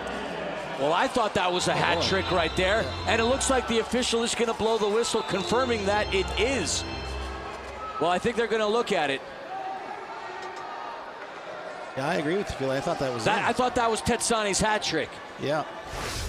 Let's see the replay again and look at the overhead cameras. Shout out to our production crew, Mike Cepeda. Some of the finest production that you will have in the MASL. That one goes through, and yes, absolutely clear as day. Lassia Tetsane is going to get the hat trick. The officials are going to head to the monitor and see that unbelievable overhead display. No question about that. Tetsane with a hat trick, trying to spark some life into this Comets attack. 9-3 now the score with 11:54 remaining. What a display, what an effort today by Tetsane, picking up where the rest of his teammates are trying to leave off. And can he spark that excitement, spark that offensive juggernaut that is KC? Will that attack come through? 11:56 to find that answer. I mean, it's doable, but very, very difficult. So that, they got to increase the tempo, they've got to defend a little bit better. But at the end of the day, it's 3 points for the Strykers should this prevail. And they're, Comets have to start looking towards the next contest to make sure that they split this series this weekend. Holloman, that one gets eye level, almost bounces into the crowd. And yeah, you mentioned it. These two teams are going to meet once again in 5 days at Cable Dahmer Arena. Love to make that trip, but in the middle of college basketball season, as I call those games, it's really tough for me to get away. Love to get out there as Ali Somo tries to thread it through. No dice on that attempt. Andreos picks it up, back over to Neto. Intercepted momentarily by Ali, but the Comets have it on the attack. Marquez had Andreos wide open with space, and Berto was there making a Berto block, denying what could have been a bomb by Marquez. Yeah, Marquez certainly had that. That's the second, or at least the second, maybe the third time he's had someone on the back end that he's continued to keep the ball. And that's probably something they're going to address certainly for the next game. Call Berto the diffuser, as he is absolutely stopping any kind of bombs that Kansas City is throwing at Empire. Barry over to Andreos, into Reggett. Reggett finds Nacho. Diaz, tough touch. Berto once again pokes it out of the Strykers' defensive third of the field. Reggett over to Tetsane. Tetsane into Nacho. Into Barry. Barry with the header. Saved by Brandon Gomez. What could have been a Barry bomb gets denied by Orozco. Comets been trying to score with their noggins quite a bit tonight. That was a good one, though. At least he got some power behind that one. Fabian, relatively quiet into today's game, but the Strykers haven't necessarily needed him because they've gotten a lot of offense out of a lot of their other players. Fabian, who scored a banger against San Diego on Thursday, should go as one of those goal of the week candidates. Chavez picks it into the midfield. That one's going to take a fun bounce as Tetsane heads it. Mansoure is there. He collects it. And he's going to get called for the foul, much to his dismay. It's definitely a foul. But, I mean, he just competitive. Just doesn't want to lose a single battle. I mean, watching these young players play for the Strykers right now remind me of Vegas going to watch, the dueling pianos, except there's 5 of them. Dueling pianos is what you saw when you went to Vegas, huh? Nope. Just briefly walked by. Now I'm talking cursive. Yeah, I don't even know what you're saying. Clearly Vegas has left its remnants on you. So much Red Bull. Wings can only fly so long with them. That's true. What goes up must come down at some point. Pass comes over to Marquez. Marquez tries to spin pass. Voila, opportunity with Lennis as the intended target. Ooh. And Stinson is going to get pushed off. And that's going to be a foul. The Stinger goes down onto the turf, but quickly back up. One thing I know about Justin Stinson is he takes a lot of beating. I mean, at the end of every season, that kid needs to live in an ice bath, but nobody as tough in this league as the Stinger himself. They build him tough in St. Charles, Missouri. Chavez over to Ali. Palmer wisely sticking backwards is the recipient. Gomez has scored some bangers from that distance in the past. Founds Munir Alami. That tough touch. Ali Somo and the save. That one bats itself over to Chavez. 8:25 remaining here in the fourth quarter. Chavez over to Ali Somo. Ali trying to gauge his ground, finds that space. And it's unbelievable that this kid's a rookie. It feels like he's been playing indoor his whole life with the way he dribbles out of trouble. I mean, that's the beauty about footy. It's like the passion is everything. You talk to anybody, you can just feel the passion of the game. And this kid just has a great passion to play and compete, show off his wares. And I've said it all night, it's contagious as can be. You see that footwork momentarily by Walter Diaz. Wow. Polo Hernandez, Fabian. And listen, it goes to show you that futsal and indoor, they could translate to each other very well. And I bring that up once again because Walter Diaz played for Cuba's national futsal team. In a baseball-crazed country, he picks up futsal and coming into the Major Arena Soccer League, playing at an elite level. There's a shot right off of Polo Hernandez, absolutely denying Kansas City on an attempt. But there's a touch that has a little too much mustard on it as it's picked up by Barry. Back over to Holloman. Next dead ball, we're going to head to our final media timeout of the game, and it appears as if Onu Obasi is going to throw a challenge flag onto the turf for the Empire Strikers. Coach, what we got there? I don't know. I'm going to see what I mean, you don't get to take the flags with you, so. No, use them if you got them. Use them if you got them, and it's 9-3, so. Very appropriate time to throw it out, as opposed to, a minute left. Might get guys some angry fellas. As we're waiting for the officials to review the monitor, we got the Canes dance cam going on in Toyota Arena. It's a shame you and I didn't get to go on the MGR Real Estate Flex cam because we would have had to start charging people on this paywall to get tickets to this gun show. Artie, we may be old, but you and I have known a thing or two about fighting in our lives, as we're both former amateur MMA guys. There we see the replay. Let's see what transpired moments ago. Oh, too many players. Too many players on the floor. So let's see. Let's count. And so, Artie, if they do call too many players on the turf, tell our viewers at home what in fact that means. That's a violation, which results in a blue card, which means a player from the Comets will have to serve a 2-minute penalty in the Smurf Center. Which would give the Empire Strikers the ability to go on a power play similar to that of hockey, where the Empire's been successful on 3 out of 10 occasions, 30% on the power play, but Kansas City has been very efficient on the penalty kill, operating at a rate of 81%. Is that with or without Mr. Vandegrift, though? Missing players as talented and as vitally important as Chad Vandergriff and, of course, Ramon Palmer. No relation to Robert Palmer, despite the fact that they're both from Jamaica. You got two players with a lot of experience that do a lot of important things for head coach Stefan Stokic. We're looking at a different game if both those players are on the turf tonight. Correct, but like we said in the San Diego game, you got to play who you got. And, and the Strikers have found a recipe right now, and Kansas City's just got to solve it, and they've got the remainder of this game to solve it before they start the next game.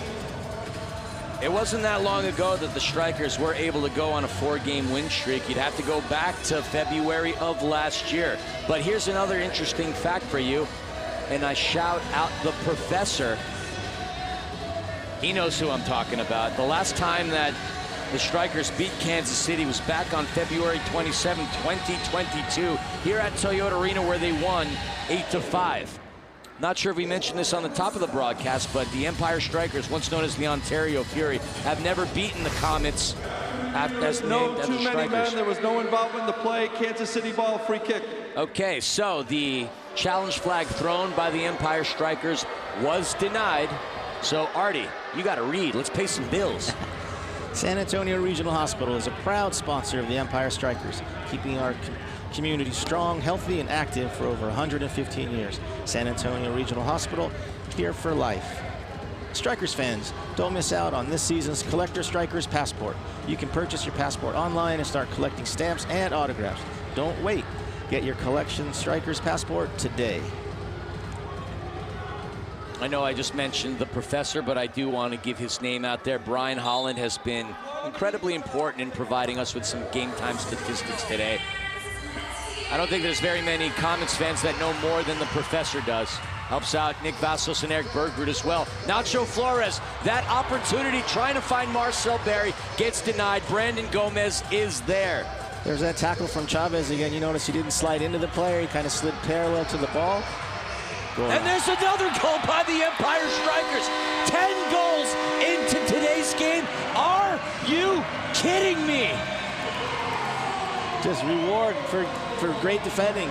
Comes in on the one end, goes on the counter, and gets the fortuitous bounce in. So here you go. Coming in. Steven Chavez on the run, and it looks like it took a deflection off of Andreas, but there are no own goals. Folks, heading to our final media timeout of the game. The Strykers up by 7, 10-3.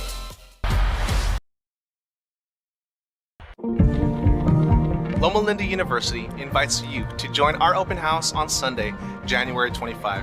Learn about your program of interest and how you can advance your career in health sciences. You'll tour our campus, meet students, network with faculty, and connect with professionals in the field. Answer your calling and attend Loma Linda University's open house. Register now at llu.edu/open house. Again, that's llu.edu/open house. I'll see you there.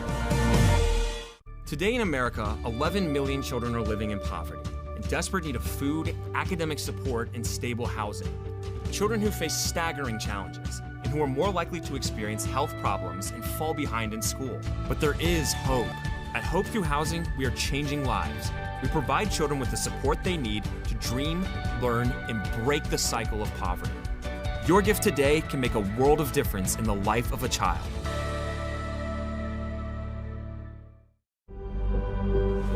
With 6 miles, runway 26 straight, right on.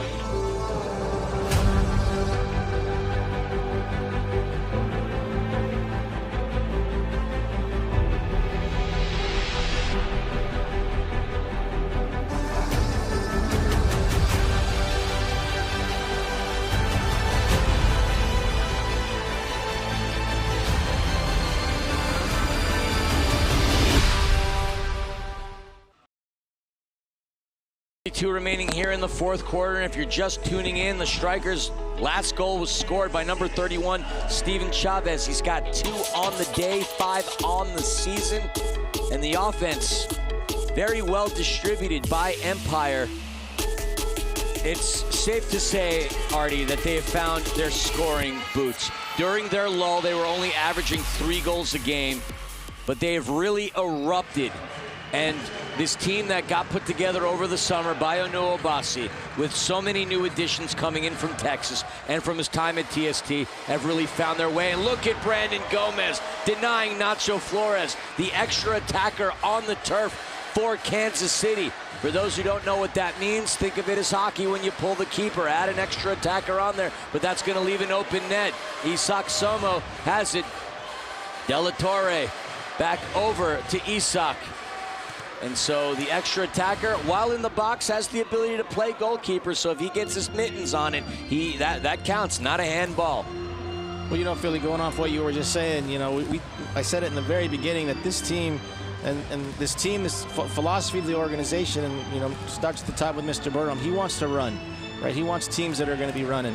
And there's been a concerted change in the tempo and the way that the Strykers are playing now, and that they're creating these isolations for the Somo. I mean, when the Somo brothers came, all of a sudden, we've got other guys that can run rapidly with the ball and get at players 1v1. So you got Mansour, you got Justin, you know, you got the brothers. I mean, you got Walter. So now there's no more, you know, kind of possessed to keep the ball. Now they're running at guys, getting to the low boards, going off the front panel. I mean, they're a handful. I almost said bro. I did say bro. You did say bro. And I appreciate that about you because you are my bro, Chacho. Little Southern California talk coming up. All my NorCal boys are going, what the heck? Well, you haven't said the term hella just yet. Give me a chance. Yeah, I mean, still we got 5 minutes and change remaining. Anything can happen. As Lennis, who is wearing the 6th attacker jersey, comes off. There's a shot blasted by Tetsane. Already with 3 goals. in this game, his second career hat trick. Over to Nacho, saved by Gomez. Another attempt, tried to find the header with dead side, and there's a goal, blasted into the back of the net. The Zach attack, Zach Regan, the current leader in goals in the MASL, finds the back of the net. It is now 10-4.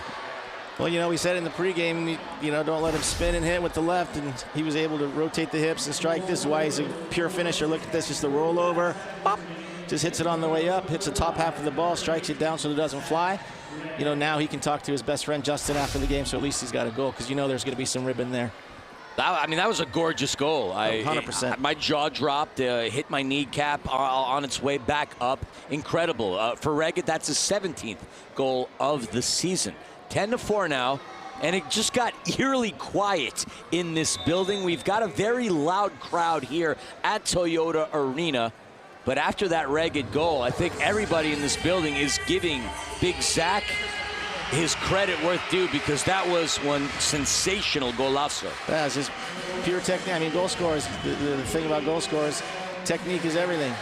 You know, like I said, so when you hit the ball, you got to roll your hip, which he did. You got to hit top half of the midpoint, which he did, and he just struck it perfectly. And Neto's going to quickly call a timeout, and we just saw moments ago a yellow card getting issued onto the turf. Artie, did you see what was warranted on the yellow card? I didn't see. I saw Stinson just with his hands out, so maybe somebody was talking.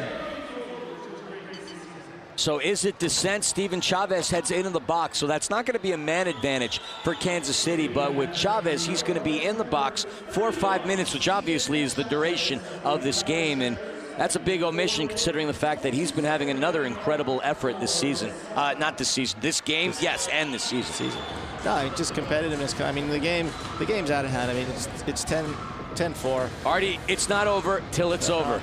Well, I wasn't over with my statement, Philly. Sorry, I was feeling froggy and I jumped too soon. You know, you just saw the football game come on and got distracted. I'll give it that. That was hella rude. You found your place to throw in your NorCal representation. I appreciate that. I forgot what I was going to say, man. I'm out. The ADHD hit in as we're looking at the Jumbotron. 31-27 in favor of the Seahawks. I can already see Panda down on the turf. My wife, who was the Rams Fan of the Year in 2021, looking anticipatory at that game. Anyway, we're back here. This is the greatest show on turf, not the NFL. My point was... First down Rams, I'm sorry.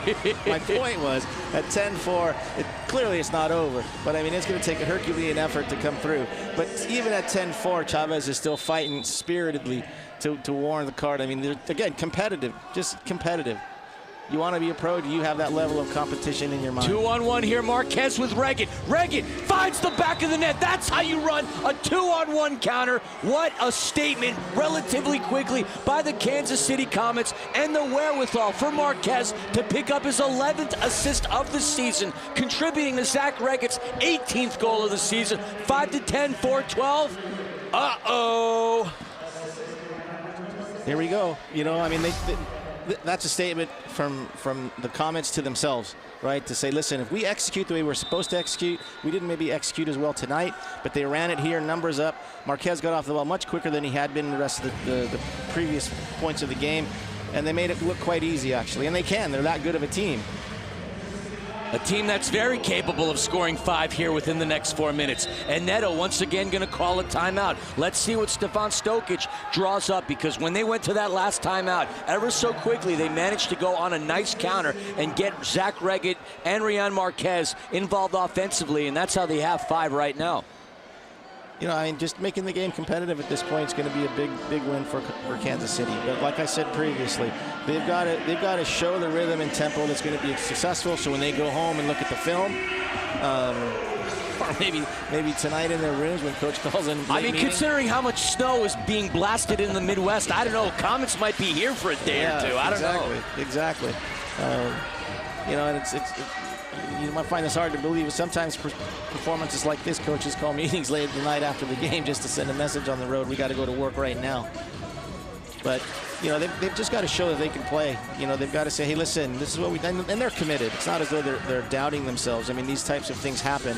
but they're self errors, right? They're mistakes that they clearly don't normally make or do, and so they've just got to get back to the execution train, which has got them at the top of the table. So, just make it a game and finish it out.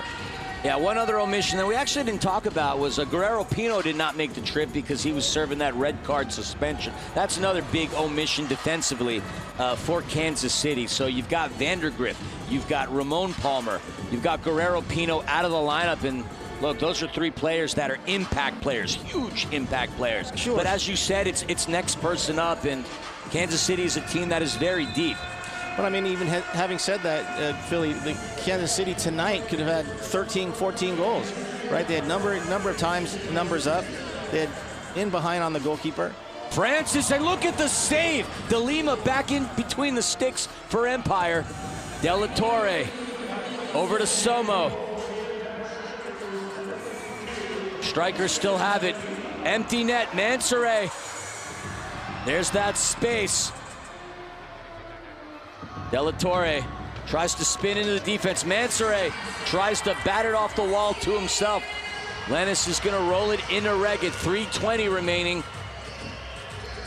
Offensively, it's Tetsane with a hat trick. Reggett with 2. Reggett saying, I got this to Lennis as he's wearing that 6th attacker jersey. Will we see a 6th attacker dagger getting thrown at the Empire by the Comets? 3 minutes remaining. Marquez, what a cheeky back heel to Lennis. Right around that yellow line. Back over to Reggett. Can Reggett find that Hattie? Dutra belts it into the air. Headed out by De La Torre. In, Berto boots it out to Mansoure. Mansoure with an empty net, but look at Tetsane playing the defense. That one is going to go off the Omnitrans dasher board. Shout out to Omnitrans, by the way, for providing us that public transportation here in the Inland Empire. Hop on Omnitrans to get to your Empire Strikers games. 2:25 remaining. Tetsane over to Reggett. Reggett going up against Stinson. You know these two are going to have some fun conversations later on tonight. You can bet the bank on that one. Lennis over to Tetsane. Over into that left. Reggett has it. Reggett with the Reggett smash, and there's De Lima getting his paws on it, denying Francis. That one goes off of the Empire board. Lennis tracks back 1:50 now.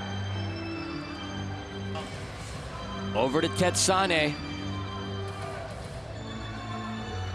At this point, Empire is 137 away from eyeing a 4-game winning streak.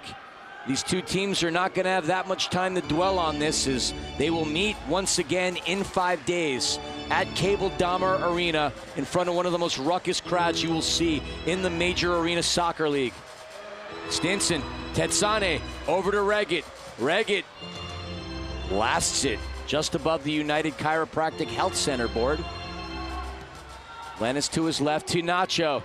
Nacho to Marquez. Marquez threads it through, and yet another goal by the Kansas City Comets, 10-6. And you would think the way that Kansas City is playing, if they had another 4 minutes in this game, the way the momentum is shifted, the Empire would be in trouble. But 4 goals in 1:06, huge hill to climb. But nevertheless, Rian Marquez finds the back of the net for what is the 14th time this season. 10-6 now the score. Just moving the ball effectively, finding the correct lines, like I said, before. Just making the statements in themselves.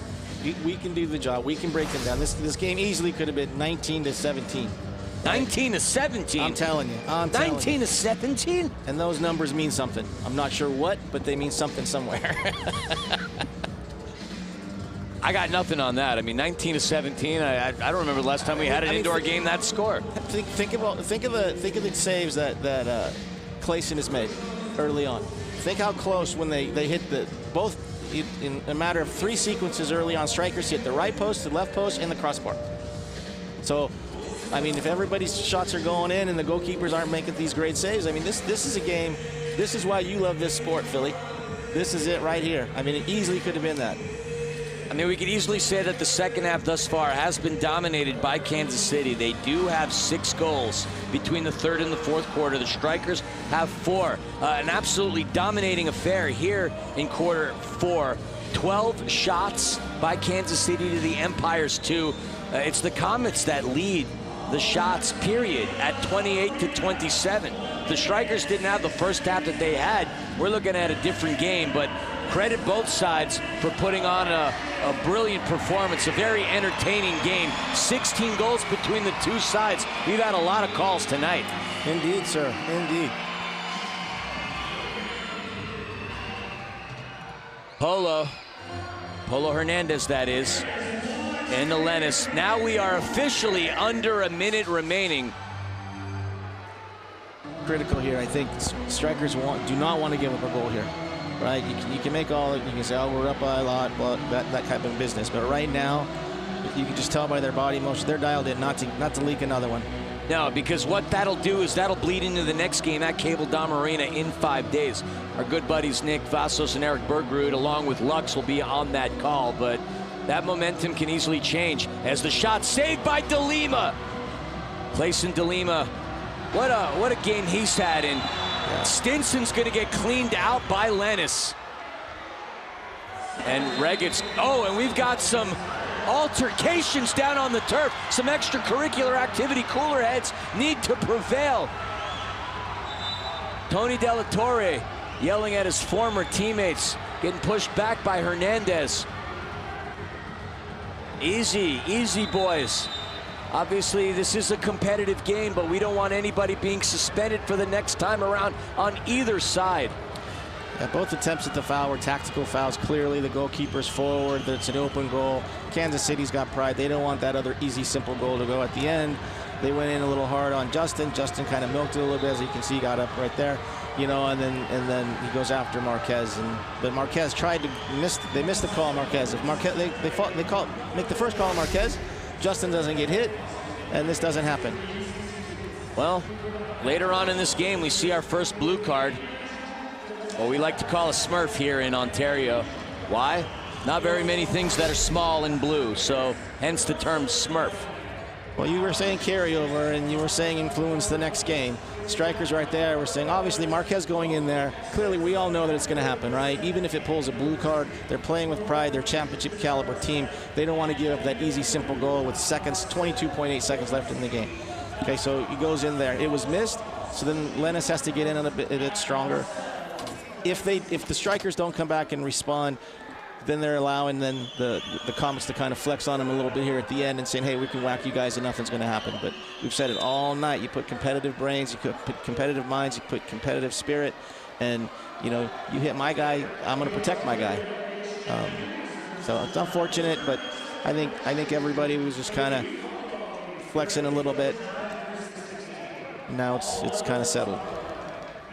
And the officials doing a good job of breaking up the tension. But at the end of the day, I mean, both teams have players on each side that have competed with one another.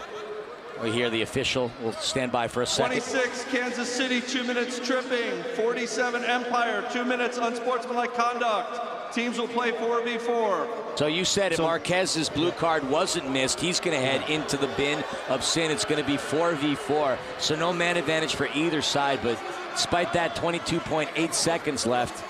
At this point, it's all arithmetic here. The Strykers are going to go on and extend their winning streak here. Props to Clayson. Clayson came in and just kind of diffused it by pushing him out of the way and taking him clear and making it very absolute that they wanted nothing to do with the extracurricular activities. And then it just kind of, distance dials it down. So well done, Clayson. Again, shout out to the officiating crew for getting this one underhand. Rich Grady, Arturo Ibarra, Adrian Gonzalez, and Andy Walder, your officials. I made the mistake of not calling them out in the beginning of the game, but now you know who's here today. And for those veterans of this game, of course you know who's down on the turf. 22.8 seconds as Alan Perez on the restart. Mansoret chests it over to Alami, under 20 to go. Alami threads it through, somehow finds its way into Somo. Perez, what a save. Another opportunity. Mansoret, kick saved by Neto, denying Mansoret what could have been the 11th goal. 3 seconds, 2 seconds. The final horn blows, and that is the end of the ball game for the first time since February 27th in the year 2022. the Empire Strykers have defeated the Kansas City Comets, and for the first time wearing the purple and black of the Empire, a huge win for the Strykers and a huge statement, by the way, defeating the top team in the MASL. Indeed, fantastic homestand here. You know, San Diego Soccer's result was not a one and done. They came back, matched it with 1 goal better, scored, 10 goals on the team tops in the conference. So Strykers got to feel really good about themselves and what they've done. Comets have to go back now and look at and examine the things that worked and see how things kind of fell off. But they're a championship caliber team. The league, as we know, is tight, and anybody can beat anybody at any time, any game. That's why the game starts 0-0. But a fantastic homestand with the two victories. I think one of the critical things was the net gains of 0 in the third quarter. I've talked about it a number of times, and the Empire has certainly, of late, kind of transitioned out of that kind of drop off in the third quarter, and it was the 2-2 in the third quarter, just kind of set the tone for the result. So very good efforts, goals from a number of different players. Stinson getting his brace, Zani getting the hat trick. So a lot of good things happening in the game, but fantastic result. So we're heading down to Amanda the Panda Filament as she's standing by with the captain of the Empire Strykers, Robert Palmer. Take it away, Panda. Hey guys, I'm here with Captain Berto Palmer. So many standout performances tonight, but it was really a total team effort. What were the conversations coming in tonight's game against a team that is at the top of the leaderboard right now? We have a momentum, so right now we just try to keep that going. We were up 6-0 at half, and we gave up some goals with the 6 attacker, which we can clean up. But just to get a win in front of all these fans, it's amazing. Yeah, great crowd tonight. You gave them quite the show. Got a little dramatic there at the end. How do you kind of take those emotions and put them back in and save them for a good performance when you face them again on Saturday in Kansas City? We just got to learn from it, and build on what we've been doing by getting wins, and try to go into Friday's game with a better mentality. So hopefully we can be better, and it's going to be loud over in Kansas City. What was the key defensively to you guys really being able to neutralize their big offensive threats that have been scoring goals left and right across the league? It's just getting 5 behind the ball. Once we have numbers behind the ball, which first half we did amazing, it's just hard for them to get good looks. And second half, we kind of get away from that. But we'll learn. We'll take the win. A win is a win, but we'll learn from it. A great job tonight, Berto. Congratulations on the win. Good luck on your next matchup. Thank you. Thank you, guys. Back to you guys. Thank you, Amanda the Panda and Robert Palmer. Berto beside himself, barely able to thank the fans for coming out here, as I'm sure he's lost his voice screaming at his team. But what a performance by the Empire Strykers, and a lot of the damage they did, Artie, really was in the first half. After the first quarter, both teams were relatively even when it came down to things statistically. 0-0 after the first 15. Coming into the second quarter, the Empire had an offensive explosion.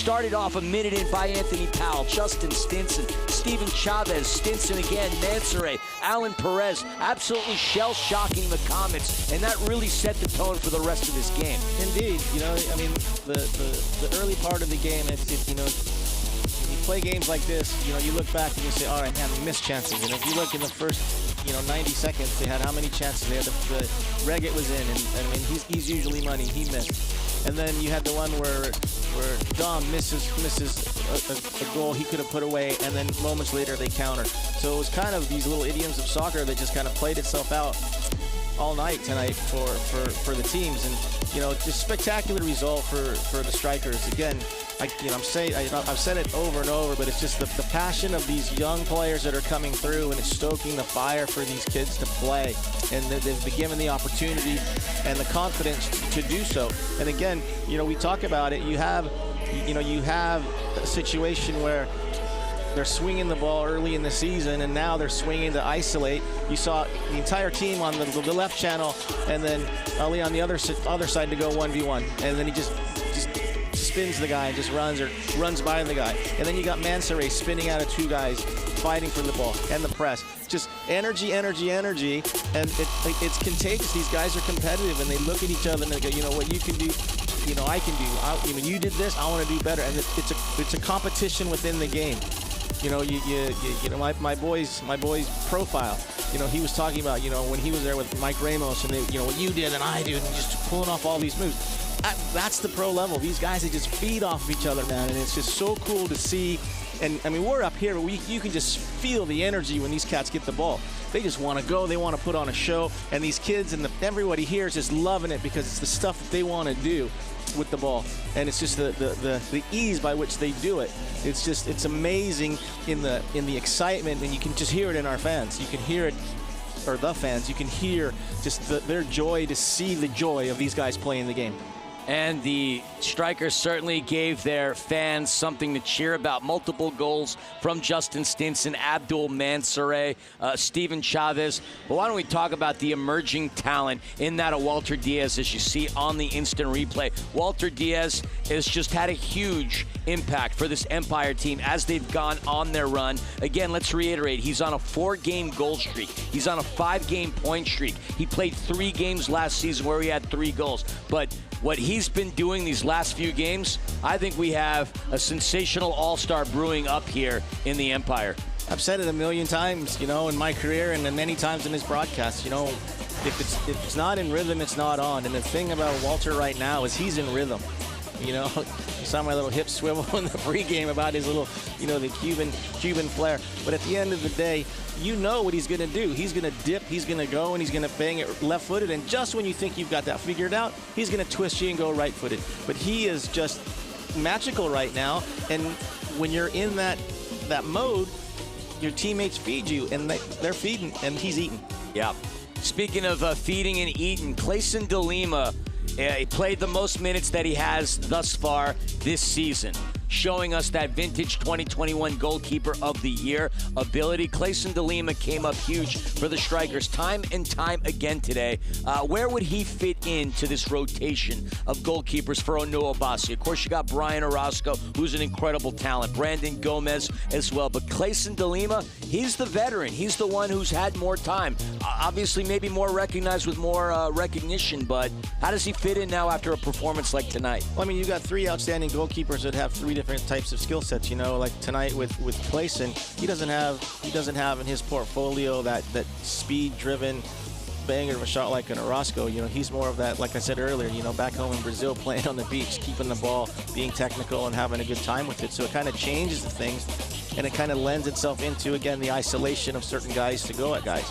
You know, then you've got Brandon and Brian, who are the youngsters that are kind of coming on, especially Brian, who brings you that dynamic speed component.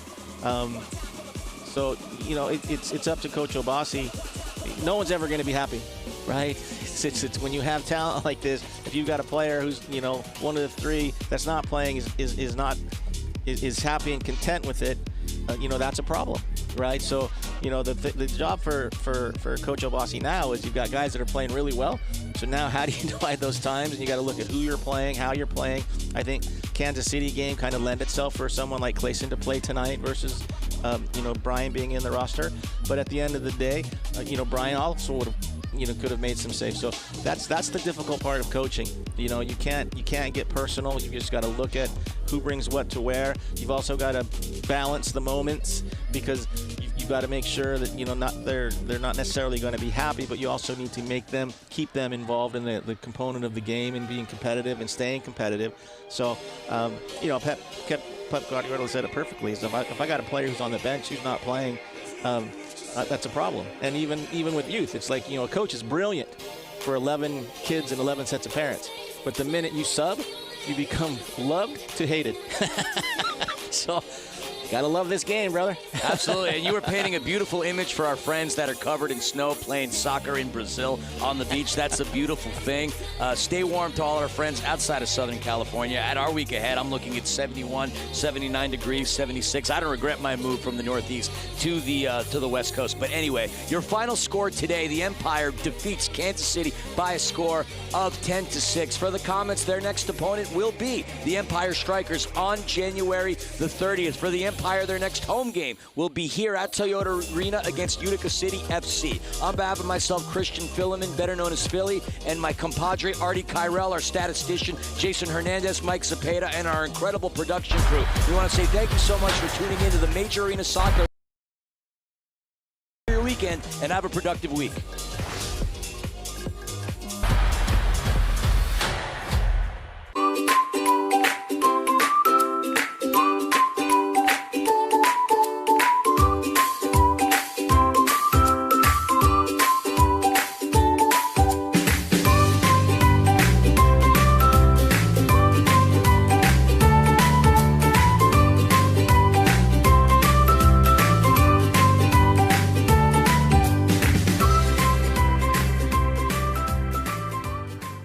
Corky's Homestyle Kitchen and Bakery, where good food and good feelings come standard. Our team serves up an array of made-from-scratch, homestyle favorites for breakfast, lunch, and dinner, along with fresh-baked goodies straight from the oven. Inspired by Grandma Corky herself, every dish is made with the freshest ingredients and a heaping helping of love. Her spirit lives on in every bite, filling more than just your belly. It fills your heart, too. So come join our family here at Corky's, where friendly faces, honest cooking, and quality food are just the way we do things. 1, 2, 3, let's go. I see you staring, but don't want no smoke. I hear you talking, but I'm here for the show. Don't get it twisted, baby, I snatch souls. If you murder, she roll. 1, 2, 3, let's go. I see you staring, but don't want no smoke. I hear you talking, but I'm here for the show. Don't get it twisted, baby, I snatch souls. If you murder, she roll. 1, 2, 3, let's go. I see you staring, but don't want no smoke. I hear you talking, but I'm here for the show.